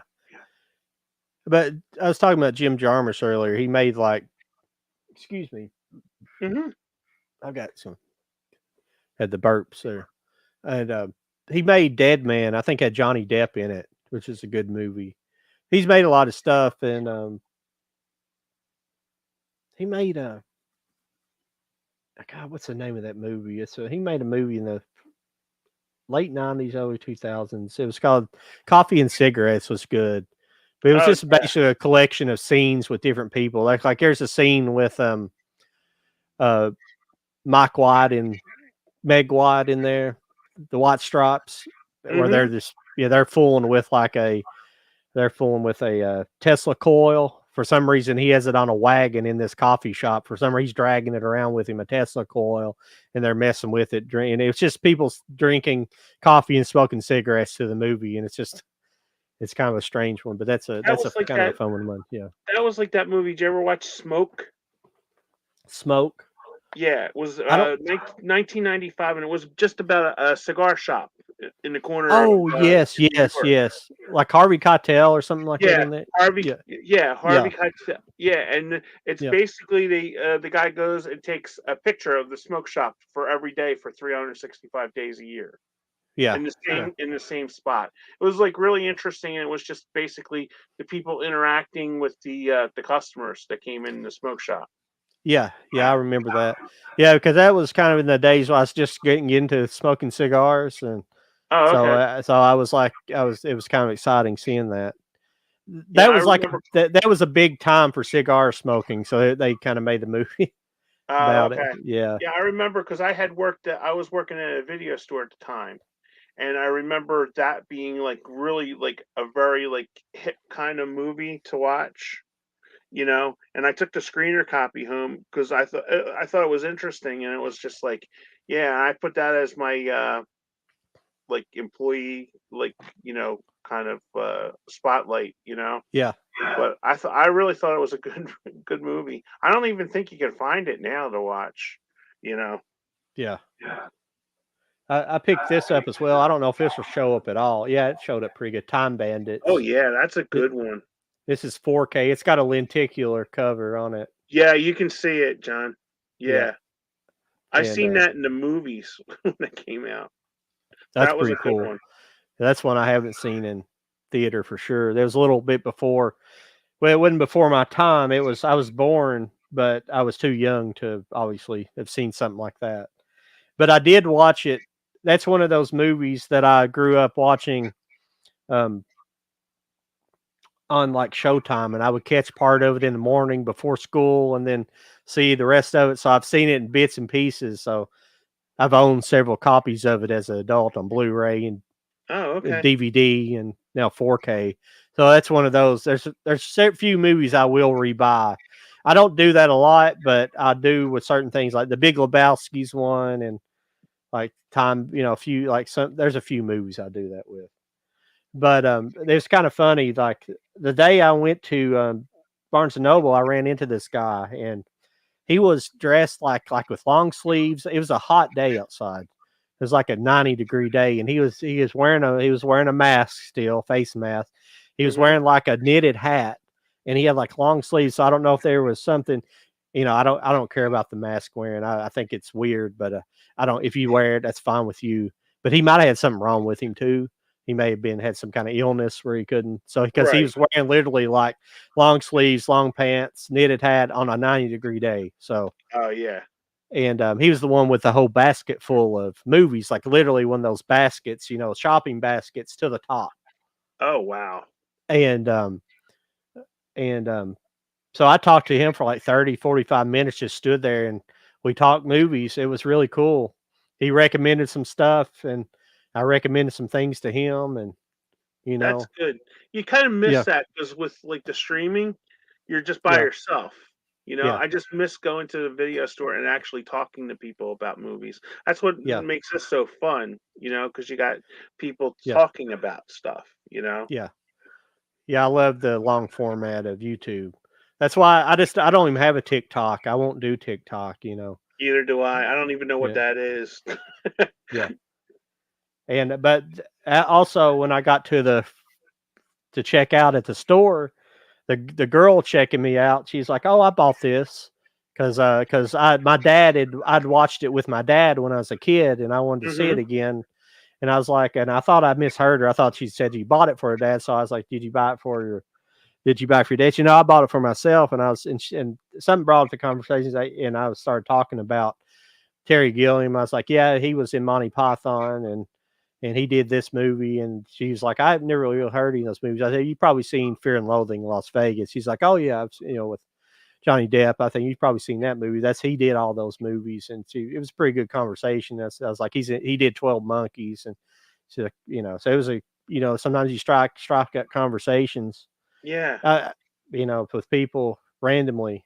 I think you see it more and more because people are so engaged into the phone culture that. Like people are not used to engaging people in public anymore as much. People still do, obviously, but like you just don't have many interesting conversations when you go out, Yeah, it's a shame because you miss that, I mean, thankfully that we were born in that generation, where you have people. Because I remember spending like hours in the video store, like on Friday and Saturday, just like walking around talking to people, and it's like, oh, have you checked this one out? Oh no, you got to pick this one up, and it's like, I think it's fun, That's why that was my favorite job, I didn't work at the video store long, because it closed up because they were doing basically Movies Unlimited does sort of like how Amazon does, like you can order stuff on there, but that was a huge video place because they had just basically stuff that you couldn't find at Blockbuster. Yeah. I don't know. I'm sure you collected a lot on VHS, like you were saying earlier. That's the one format I didn't collect. For one, I didn't really start collecting till '98 when DVDs. That's when I got my first DVD player in '98, and that's really began my collecting. For some reason, I never had the desire to collect VHS. I don't know for what reason. I had probably a handful, maybe 20, but I was never avid.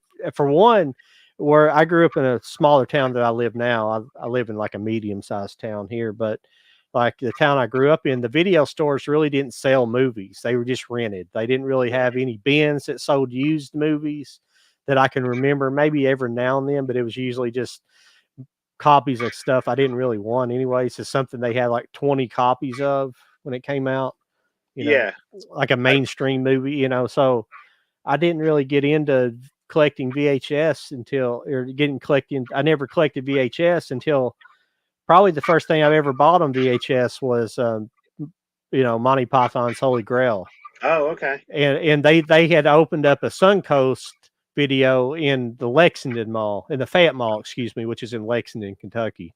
They had opened up that store, and which sold VHS. So it's the first place it really, in my, being a younger person, that I remember them selling movies other than Walmart and a few other things. So I had a few here and there. I had the Monty Python movies, and I remember pre-ordering like Titanic when it came out. And I remember going to Blockbuster and picking that up. The night it picked up, people were lined up to pick up their pre-order copies of it. And like when I got up there, like I'd pre-ordered the full frame version, because that was before I'd got into movies and knew the difference. I knew that Letterbox existed, but I didn't really like it at the time because I didn't understand the concept of it, being the actual aspect ratio. Because I was, not super young at that point, but that's before I'd really got into movies hardcore. But I remember getting up to the cash register. I pre-ordered that, but they handed me the Letterbox version, and I was like, I just took it. I was like, screw it, I'll take this version of it. That's fine. Because I think it's one of those movies I'd thought back. I was like, why didn't I order that in Letterbox? And when I got up there, like they handed me the wrong one. I was like, well, I'll take this. Yeah, that was like, because my mom, God love her, she watched the movies with us, okay, but she liked the old like rom-coms, like the 60s, like the Doris Day, and stuff that she grew up watching, and I remember when we started watching, and me and my brother would go to like we on Friday, Saturdays, that was like as soon as mom got home, we hit every video store. And in the mid 80s, you could go to, we had in Jersey, we had West Coast Video, Movie One, wall to wall video, Movies Unlimited, and a lot of the places, like even 7-Eleven was, you could go to 7-Eleven and rent movies. Wow. For 90, and right down the street we had a Rite Aid that like 99 cents a night. Wow. And I just remember going, and they gave you a sheet and you had to circle it, and it was like, is 106 in? And it's like, no, you have to choose another. So we'd have like a list of like 30 movies going, because they only had one copy of everything, know? And then it would be like, oh, what's that person bringing back? So we're like checking it. It was like a whole thing. I remember those days. Yeah. Yeah. But it was fun. You kind of smile now because I was watching on streaming. I think it was Max. They had 9 to 5, and I remember 3 weeks we couldn't get that movie to rent it. And it was like, oh, it's at your fingertips now. Yeah.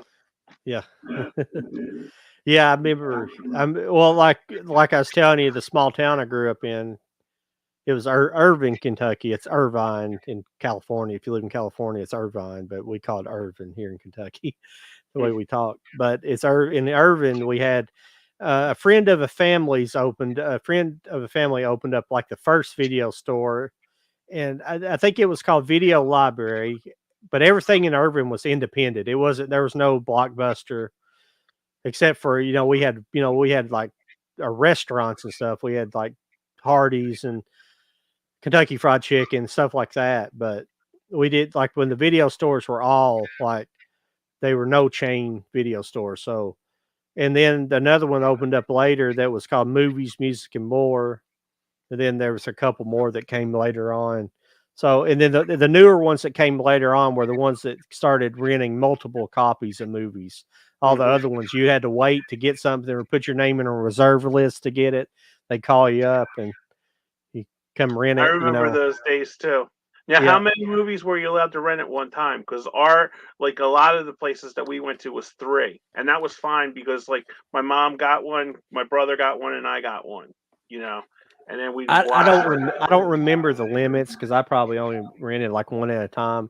For the most part, I remember when I was probably a junior or senior in high school, my parents my parents went out of I'd have had to been a junior because we moved my senior year. We moved to the town we're in now in Richmond, and but my parents went out of town for the weekend, and I remember I went and rented for some reason at that time I hadn't seen Back to the Future in a Oh, long time, so I rented the whole trilogy and watched the whole trilogy. And that's the first time I'd ever done something like that, all on VHS, and probably rented more movies too. But I don't really remember the limit we had. I never rented movies in that big of a bulk, but yeah, it was.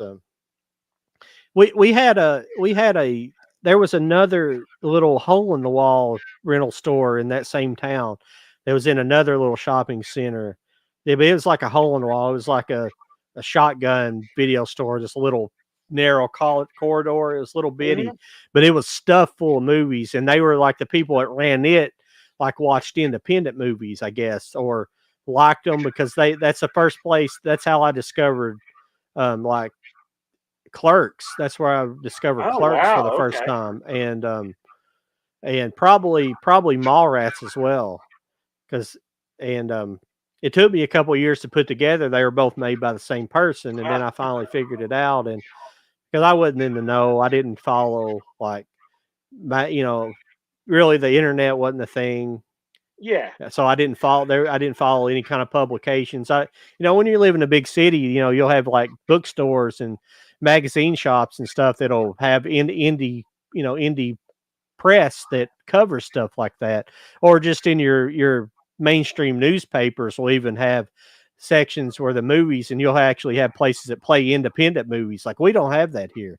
We have the Kentucky Theater, which will play maybe one independent movie, but mostly, they've kind of got away from it a little bit so they can stay open, keep the doors open, because people just don't see it's just not a big enough market around here for that kind of stuff.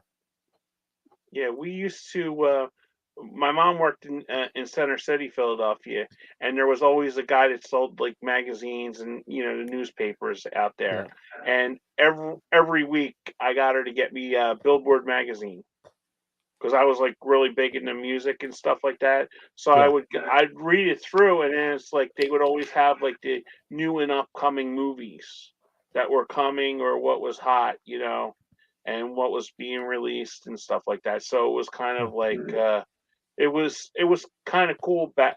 It's a shame they don't have stuff like that now because everything's like you a touch of a button or something like that. I do miss that aspect of just going to a place and holding it. That's why it's like I still collect, because I remember when I moved in here, the movers were like. My cousins were telling them like where to put the boxes, and the one guy goes, "Has this kid ever thought of a streaming service?" Yeah. And it's just like I still like to put it in the Blu-ray player and play a movie. It's it makes you feel good. Well, with all the censorship and stuff going on too, that's already happened a few times. I think with Disney's the ones that's done, or maybe Disney. French Connection. Yep. Happened with something else too. There was another movie that they've Adventures in censored too. Babysitting. Yeah. They cut the part where she says the F word. So it's like if you wanna see these movies intact, you gotta physically get them. Yeah. Yep, I definitely support physical media. I think it's going to be around for a while. I don't have. I got into it with what's his name? Serial at Midnight. That guy. Oh yeah. Heath. Heath. When I first started getting on YouTube, I started following him before I even have a channel, and I actually joined his Patreon and for a month or two, and I seen him a couple messages, just friendly back and forth for a couple messages. It wasn't much. I don't send a lot of messages like that, but I sent one, and he sent me like kind of a negative feed, something. I was talking about that, and he was like, "Physical media isn't dying." I was like, "Well, I've been collecting." I shot back like, "I've been collecting for 25 years. I'm not worried about it either." But You know, he's kind of an asshole, and other people, more and more people that I talk to about it, like they're like, yeah, we had the same experience with him, and he's just not very pleasant on the personal level. Yeah, I'm not a big fan of his, and I'm not a big fan of this guy. He has a huge following, and I just don't understand it. What's his name? Cinema Sickness, Oh yeah, yeah, Dave or something. yeah. I know what you're He talking has about. this cartoon voice, and it just he's like very fake, and I just don't like people like that. Yeah, like I follow like one of his Instagram. I probably I don't follow his YouTube page anymore. I don't think maybe one of my YouTube accounts do, but not the low IQ don't. But I follow like Instagram, like on my original Instagram, my personal Instagram page follows it, and he has a ton of movies. But the thing was, he was on one of those. He was on that. Did you ever see that movie collection battle that 4K D-Ray was putting on for a while? No, He was doing these things where he would have creators on. I never was on there, but he would have yeah, I seen the different. one with Marie and Joe. Those two were very nice people. Yeah, Martinez Joe and I think we had them Marie. on, or I think we had them on a long time ago. They're very nice people. Yeah, Very nice.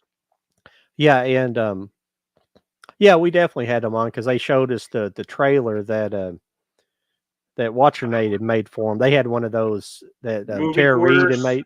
Tara Reid and made for them. It Oh was yeah, like yeah, yeah, yeah. it's whatever that page you go to, and you basically pay them to make that to say something. Cameos. Cameo, yeah, yeah, and but but he but he was on that show one night, and he just didn't seem like he knew a lot about movies for having that gigantic collection. He didn't strike me as somebody that knew a lot about movies. He just seemed Yeah. like he just is simply. I say this a lot. I call people collectors, and they're just collectors, and they're not movie people. I'm a movie person. I've watched 99% of this. There's probably less than 0.5% of the movies I haven't watched in my collection, which amounts to probably 300 or 400 movies. But Right. I have probably 4,600 movies. Yeah, because that's like 'cause my mom always used to say, "You keep on buying, but when do you watch them?" And then she sees me watching a movie, and she goes, "Oh, you do watch these?" And I'm like, "Yeah, Yeah. that's why I buy them." The whole point of Yeah. buying a movie is not to watch it, Yeah. not to just have it. And then you can talk Yeah. about it with people. It's an instant conversational piece. My mom Yeah. used to tell me I'm full of useless information. Yeah. So I just like that, but it's like with him, like that cinema sickness guy. I just think he does it for the attention to have it. Yeah. You know, like He owns another reason he has such a big collection. He owns like a thrift store that he sells a Oh, lot of movies, so he's always buying stuff. So he's always finding a lot of good stuff. So that's part gotcha. of I the didn't reason know why. that. Yeah, he owns like a thrift store wherever he's from, and I know yeah. he's from Pennsylvania. He's somewhere in Pennsylvania. I don't know, But but I mean, I'm not saying the views on my videos are great. I mean, I usually get 100 or so depending on the video. Sometimes I do, and sometimes I don't. But but one day he posted a screenshot of like his YouTube page. It was like, I don't know if it's a subscribers count, but you could see the videos underneath of it where you could see the videos with the view count underneath it, like 2 or 3 videos underneath of them. And the mhm. views were like, and he's got like 20 or 30,000 people that Yeah, follow him. And his view count was like 30 views on like 3 different videos. yeah. I don't, because I know there's some people that do this. They want to make this a living, for the YouTube, Yeah. and I just do it just to show off my collection and talk about movies and hopefully make good friends. Like you, I've met like a couple people like Y2K. Yeah. So Y2K bassist and his brother Horrorpunk, and Miranda. So I've met good friends from there, and like Joe and Marie also. So it's just like I think it's fun to talk about movies. Ye- Yeah, I was going to enter 808's physical media. Yeah, Oh. Charlie had to leave. He had a AA meeting he had to attend, so he had to leave a little bit early tonight. Thanks for stopping in, anyways. I know Yeah, we're he's just been going for bullshitting 20 about minutes. movies Yeah. tonight. We've been showing. This is the last of my Criterion that Oh, I okay. picked up. What's that? It was Servant? called The Servant. Servant. Yeah, it's kind of I guess it's a film noirish movie. It was really good though. It's a British made. Oh, okay. I like film Yeah. noir. Yeah, and it's about these. It starts out. It's about this rich guy, and this has a servant comes and works for him, and you know there's something off about the servant from the beginning, Oh, and okay. like the servant, like the servant, like eventually he brings this woman to be the maid, and he says it's his sister, and so they're working for this rich guy, and eventually, like you kind of realize next few scenes that the house, the butler guy, he's like sleeping with the maid, which is supposed to be his sister, but you find out it's not his sister in the end. But they're basically, it gets really crazy, and like they get caught having sex. He comes home, the rich guy comes home and catches them having sex, and the rich guy's been having sex with her too. She's been trying to play him too. And so okay. they're trying to play him, I guess. So they both leave. So if a couple weeks, the movie kind of goes like a couple months later or something like that. And he's in a bar, and so the other guy shows up in the bar, and and he's like, yeah, she was basically just playing me too. And so he starts working for him again. But then it cuts to a couple months later again, and like they're both like basically broke, and they're both still living together, but he's not really acting like his servant anymore, and it's just divulges in this crazy, and he's like basically giving him drugs and stuff, and that same girl that's his sister comes back in, and like they're trying to have these orgies. It's strange. It's bizarre. It's like, I'll definitely have to check that one out. yes, it's really good. It's I'm sorry I'm not describing it very well. I've only watched it once. Perfect. You're selling me And on it. Yeah, and it's just a bizarre. It just turns out to be bizarre, like this dynamic between these two. Yeah, it's really I watched awesome. this one movie. Now, are you into horror? Like horror? Not hardcore, but I little. just started getting into it like 2 or 3 years ago. And I ordered Shudder, the streaming service Shudder. Yeah. And I watched one movie on there, and I was telling my friends about it, and they really liked it too. It's called A Spoonful of Sugar. Yeah. You can get it at the Walmart now for like $10. Okay, and it's this rich couple that has sort of like an autistic son. Yeah. That hires this girl from school. Okay, like a boarding school, and this girl is like nuts, like out of her mind. So what she does is she goes to psychiatrists and stuff like that, and she's screwing the uncle that she's like living with. Okay, so she goes and she lives with this couple, and what she's doing is she's putting little drops of LSD in the kids like water and stuff like that, and the kid all of a sudden starts talking and like verbalizing and stuff like that. So she continues, and it's like this movie is so effed up. It's unbelievable. Like she starts like, and the kid's like 3, and she starts like trying to breastfeed him, and it's nuts, but it's a really good movie. Spoonful of Sugar, guys. If you haven't seen that, that's really good. It's on the Shudder, and it's on. I'm about to check that out. Yeah, that sounds good. Yeah, dude, it's good. Somebody was talking about another movie on Shudder other day that sounded good too. I was like, man, I'm not a massive horror fan, but I might have to get Shudder. I just like it. Like I'm not like into like the big like horror like genre stuff, but I like the psychological thrillers and stuff like that. They're really good, and that was like more up my speed. That was like a psychological thriller. Yeah, that sounds really good. Yeah. Yeah, and they have like different. The reason personally I got Shutter is I love Joe Bob Briggs, Yeah. The Last Drive-In. Oh, okay. Yeah, yeah, I do too. I remember what was the name of his Monster show? Vision. Monster Vision. Yes, I love Yeah, that. so that's when Yeah. they were bringing that back. That's why I got Shutter. I've had it for 5 years now because of Joe Bob. So Is and there a bunch of seasons of it on there? oh yeah, you can watch every season. Every season has like about I think 14 movies each season, and this the last one was the fifth season that just ended. Nice. And they have really good because they also have like I had like a real crush on the girl Barbara Crampton. Yeah. She was on a soap opera that me and my grandmom used to watch, Guiding Light. I Yeah. didn't even know she was in horror movies until I seen her in Chopping Mall, Okay. and that's a fun one. And that's on there on Shutter. So Yeah. Yeah. Yeah, like I don't know why.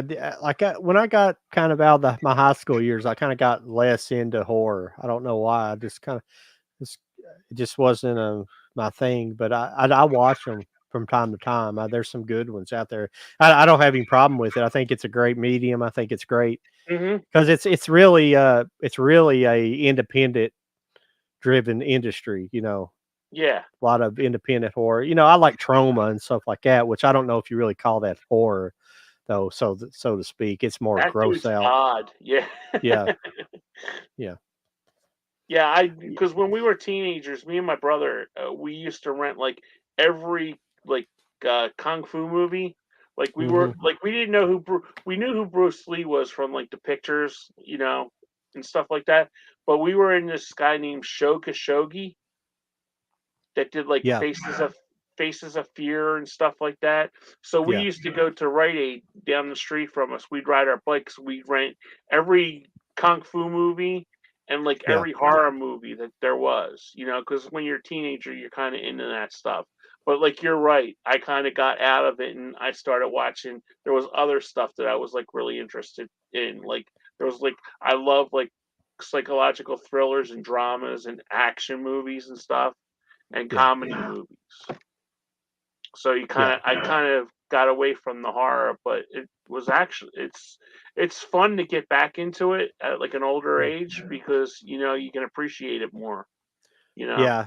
I've thought about it, trying to give it another go a little loosely. I just think a lot of the mainstream movies I just was less interested in. I remember like Blair Witch Project. I like that movie when it came out. It Yeah. was an original. That was cool. But like the first scary movie, but that's not really a horror movie. It's a comedy. But That's fun though. at least the first one, I like that. The first couple maybe, but they just started making too many of them. Like that's what's the new Mission Impossible. I think it's a great movie, but it's done fairly poorly in the Oh, theater. really? Okay. Yeah, just because I don't know if people it's like the seventh movie and people just have like Tired of it? sequel fatigue or something.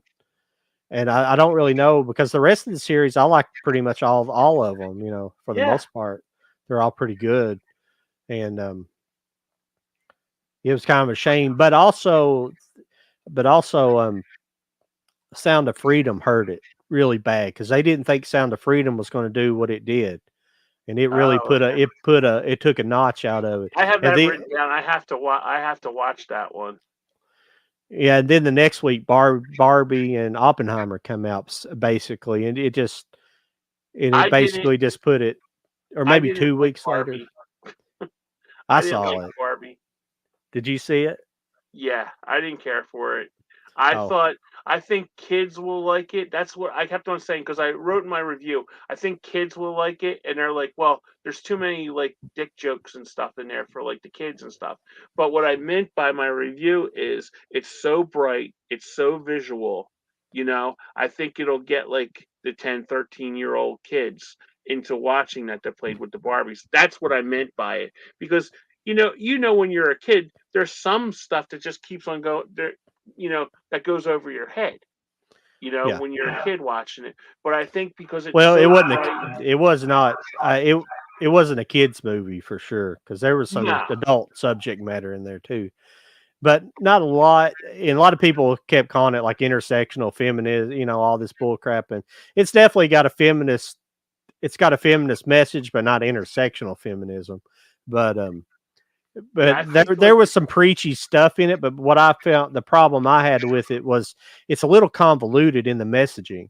It contradicts itself a whole lot when it's given a message like America Ferrera, her speech she gives, where he said women can do this and then they can do this and that. She's going back and forth, almost contradicting herself in the speech. mhm. So it's like, well, how can you call it intersect? It kind of doesn't. And I think there's more going on with the movie, which is probably too much going on for a Barbie movie. And, but there's do you understand what is happening in the movie, don't you?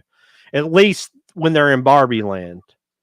I don't know if the going to the real world was added in, if there's original script where it all takes place in Barbie land and there's basically like this war between the Kens and Barbie, kind of that kind of thing going on. And somebody came in and said, "Oh, we're going to keep that element, but we're going to stuff in the middle of this movie. She's going to go to the real world because the real world stuff don't really make much sense. It's the one part that I can't wrap my head around and like, how does this work into what I figured out so far? So what's happening at the beginning of the movie is it's like a little girl playing with Barbie.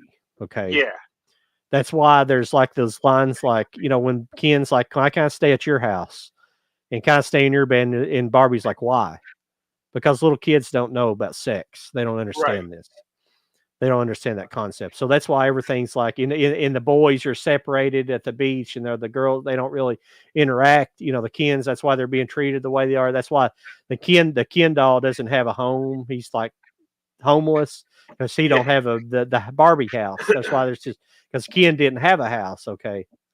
But what happens when Ken goes back, it's like a little boy. It's like the little girl's absent from Barbie, her bedroom where her Barbies are, and the little boy goes in and starts playing with his toys and starts playing Barbie.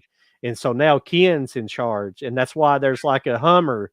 That's why there's a car there that's not it's not a Barbie car. Right. It's like a Hummer. It's like the little boy taking over and playing with the Barbies. And then it's like at the end, it's like a struggle between both of them to take it back. And that's what's going on. That's what's happening in the movie, but it's so covered up with some of the other stuff going on that you don't really understand that. But that's a basic thing that's going on there. It's a boy and a little girl playing with Barbies. It's a little girl playing with her Barbies, and it's a little boy kind of rating her sister, his like a big brother, a little brother rating the Barbie, the Barbie playing area, something like that. Yeah, no, you're right. Yeah, you're right.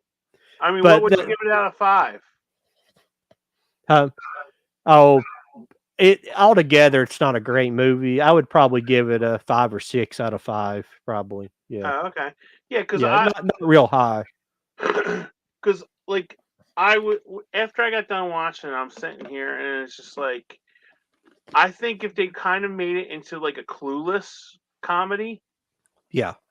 I think it would have. I mean, it's made like $700 million. Okay, Yeah. so it's not going to lose money. Okay, but I was just thinking, I think it would have been better if they turned it into like a Clueless comedy.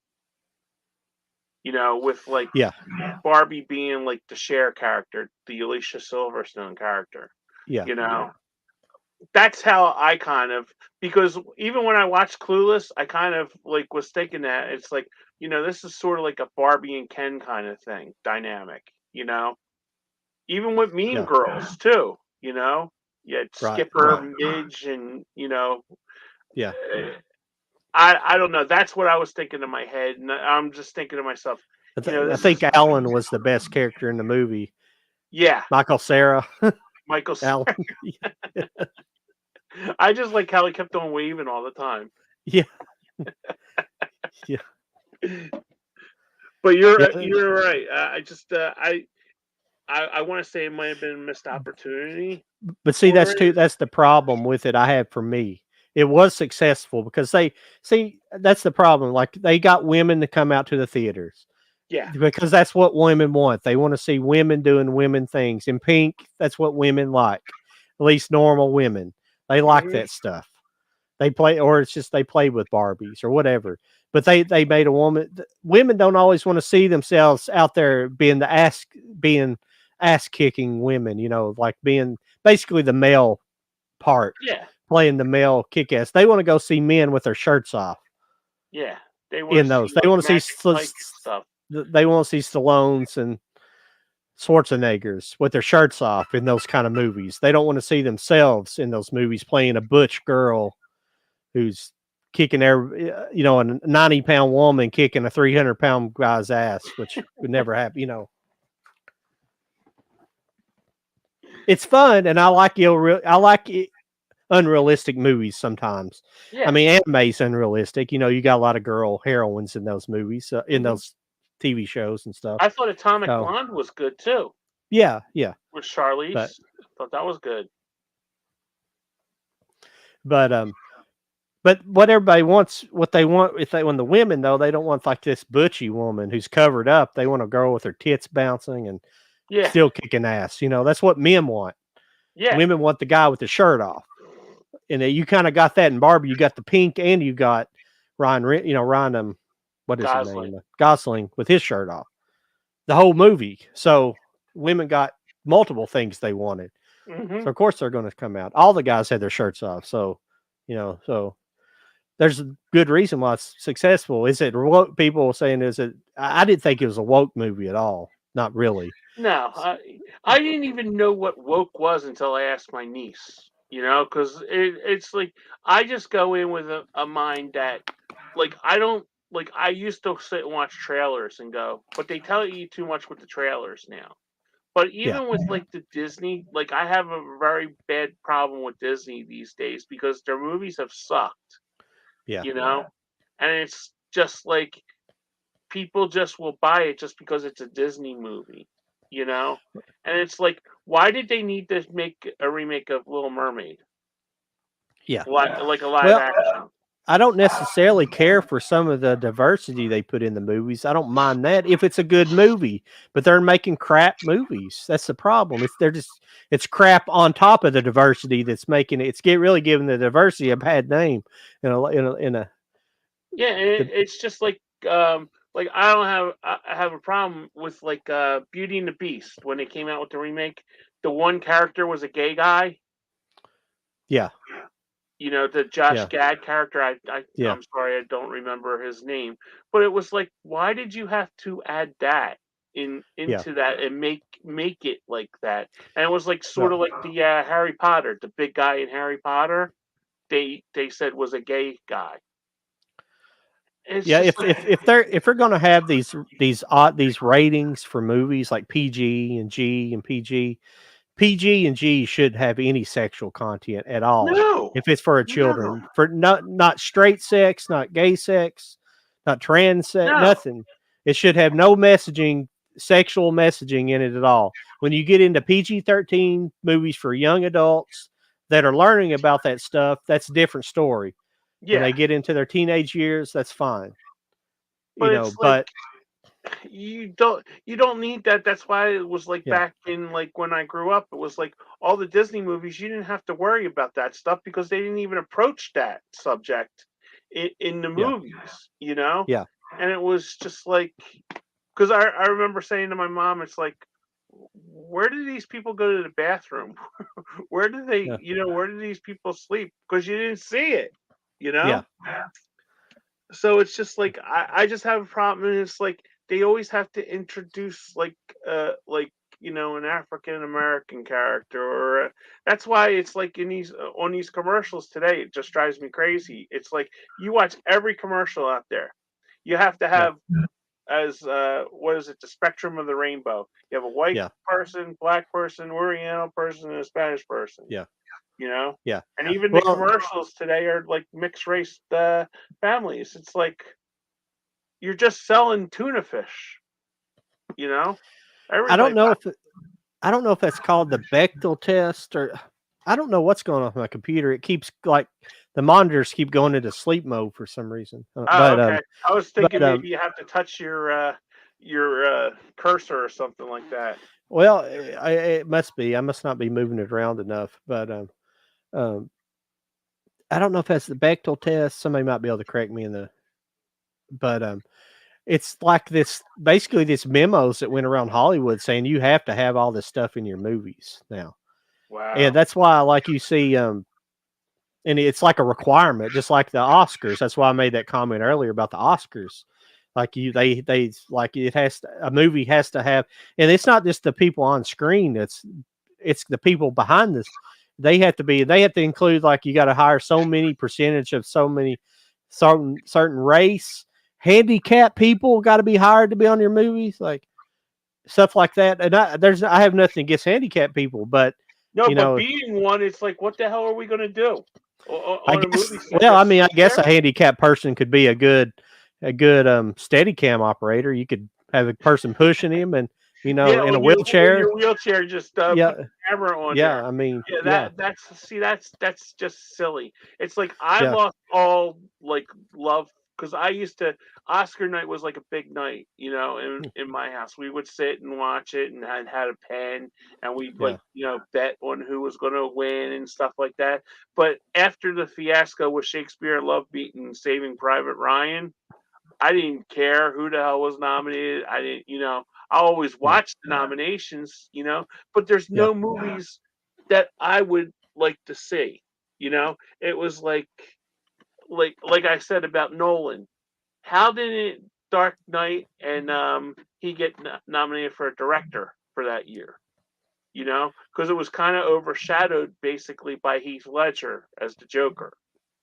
And I'm like, dude, somebody has to direct them.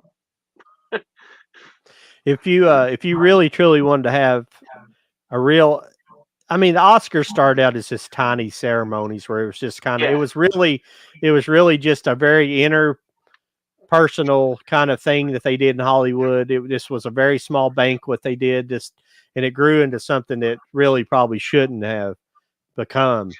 Should just been something you kind of give some awards out to some of people within the industry, and like it how it was. It wasn't a big deal. And but how it should be done, it should be voted on by the public. Yeah. I mean, maybe the categories are picked a certain way, the people, maybe the movies, or maybe even the movies. But because maybe the movies in the different categories are picked picked by maybe the Academy, but the voting has to be done publicly and by the public. That's a great idea, because they could have just one for I always read every year in Hollywood Reporter. I think it's Hollywood Reporter. They always have the secret, this one reporter talk to a producer, and he goes through every category and picks who he voted for. I wouldn't mind doing that sort of I think that's why it was so great in the 90s and the 80s when MTV came up with their awards. Because it was actually people that watched those movies, It was audience voting, wasn't it? They did have audience voting for those awards. Yeah. I mean, how many people out there watched any? Because that was another thing. They used to have in Cherry Hill. They used to have a movie, you could watch all 6 movies that were nominated. It was only 6 at the time. Okay. Yeah. So you could have a whole weekend. You buy, I think our tickets were $50, and it was unlimited popcorn, treats, and sodas for the 2 days. Yeah. So we went, and that was the year that Lord of the Rings was nominated. Oh, okay. Wow. Yeah. So it was okay, that was a 3-hour movie, and my buddy's wife, fiance at the time, she was like, "Oh, I'm tapping out." So it was and they weren't even the reclining seats like they have now in the movie theater. It was just the chairs, and you'd see people snoring in the movies, watching stuff, and that was so much fun going to see those, But I mean, how many people out there watch Triangle of Sadness? Yeah. Yeah. you know, or Yeah. on the what's that? Mind you, this movie, All on the Western Front, I Yeah. think that was nominated. That's a great movie. It was on the Yeah. Netflix. I watched it. Yeah. But Triangle of Sadness, I couldn't get into it. I watched 45 minutes and I shut it off. I was like, what the hell is this? Yeah. And that Sometimes was you're like, nominated for Best Picture. and I like how all those movies just come out right at the end of the year. They don't put them out. Yeah. They put them out just right before they're going to be nominated. I'm like, man, Yeah. And yeah, you get I like this- indie movies too. You're probably the same way. You probably like some indie movies, but some are just unwatchable as well. Yeah, I mean, there was one, the one year, and I thought it was the best movie. I think it was 2019. Peanut Butter Solution Oh yeah, with Shia LaBeouf and yeah, the Down syndrome that played his brother. That movie totally blew me away, and I was like, oh, because I remember taking it home. I remember I bought it at Walmart, and I took it home, and I said, Mom, we're gonna watch this, and we were both in tears, yeah, watching it, and it's like, how the hell wasn't that kid nominated for an Academy Award or yeah, not?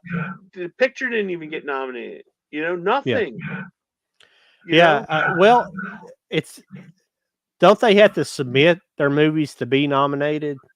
Yeah, They have to. They I think they did, but I think it was the whole thing with LaBeouf. People don't like the Shia LaBeouf kid. yeah, and it's But like you were talking about earlier. It was all politics. They yeah, they have to do, like, the studio has to campaign for those movies to get nominated as well. yeah. I don't know exactly how it works, but that's why I've always been told that they basically have to campaign for their movies to be nominated. And so it's all just, it's money under the table when it comes down to it. Yeah, well, I think it was, I want to say it was 98. That was because when the whole Miramax stuff came out, I think Weinstein was paying for people's votes for Shakespeare in Love. I think I, there was a book about that. I'm not sure. I would like to be a member of the Academy though. Like I don't know how, if you can become this, I guess I don't know if you have to be, I don't think you have to be an actor even. I don't know how you do it, but whenever it's like, you get free screeners at, Oh, I'd love to get that. It's yeah, like like, some of these YouTubers, I don't know how they get like these like screeners for like I seen Stephanie. She's a great girl. Movie chatter, yeah, Stephanie, and she works with like these studios like Paramount, and and she's always showing them off on Instagram and stuff like that. And I'm like really jealous of her. I'm yeah, fortunate because I've gotten a I worked with like a couple companies doing like independent horror screeners. yeah, So, and they come on my computer and I get them, yeah, and a lot of them are hit or miss. I've gotten a couple that were very good, but a lot of them are misses. yeah, But it's enjoyable to watch it. I just like movies because you never know what you're going to get. exactly. Well, man, we're running over 2 hours here. I'm about Oh, ready to okay. get I'm off here, sorry. and no, I've that's enjoyed the fine. conversation, No, John. Thank I you. have too. Yeah, we'll definitely. I might have you. Me and Mike's been talking. Mike, Blu-rays and DVDs. Mike.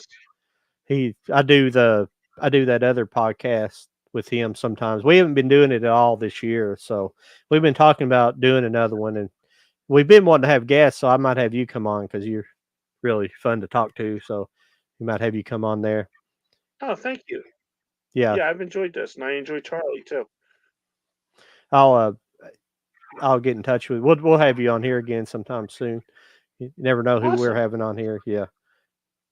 We'll Awesome. we'll get in touch with you too. Sometimes we like to have like big panels for if we go see like a big movie that's come out, we'll try to have a panel, and if you saw that, you can join in Oh, okay, great. also. Yeah, definitely. Thank So you for having me. I appreciate you. Thank you. where all can we reach you at? Where's your I sites am at? at Kenny's Movie Palace on the YouTube, and on Instagram it's Kenny Jones 19. Okay. 19 is Excellent. for Tony Gwynn. He was my favorite baseball player. Awesome. So yeah, so look me Yes. up on the Instagram, and it's been fun talking to you, John. I've always Yeah. talked to you on the Instagram and stuff, so it's nice live talking to you. So Yes, you too. I had a great time. Good conversation all night. yeah, thank you so Yeah. much for having me. Well, thank you everybody for stopping by and leaving your questions. I wish you guys had interacted a little more. We've had a few people on and off, but I appreciate everybody stopping by anyway and watching us talk about movies. It's always nice. So I'll see you Yes. the next time. And for the next Cult of Collectors, I'm Milwaukee Media, and this was Kenny. Take We'll care, talk to you everybody. later. Bye bye.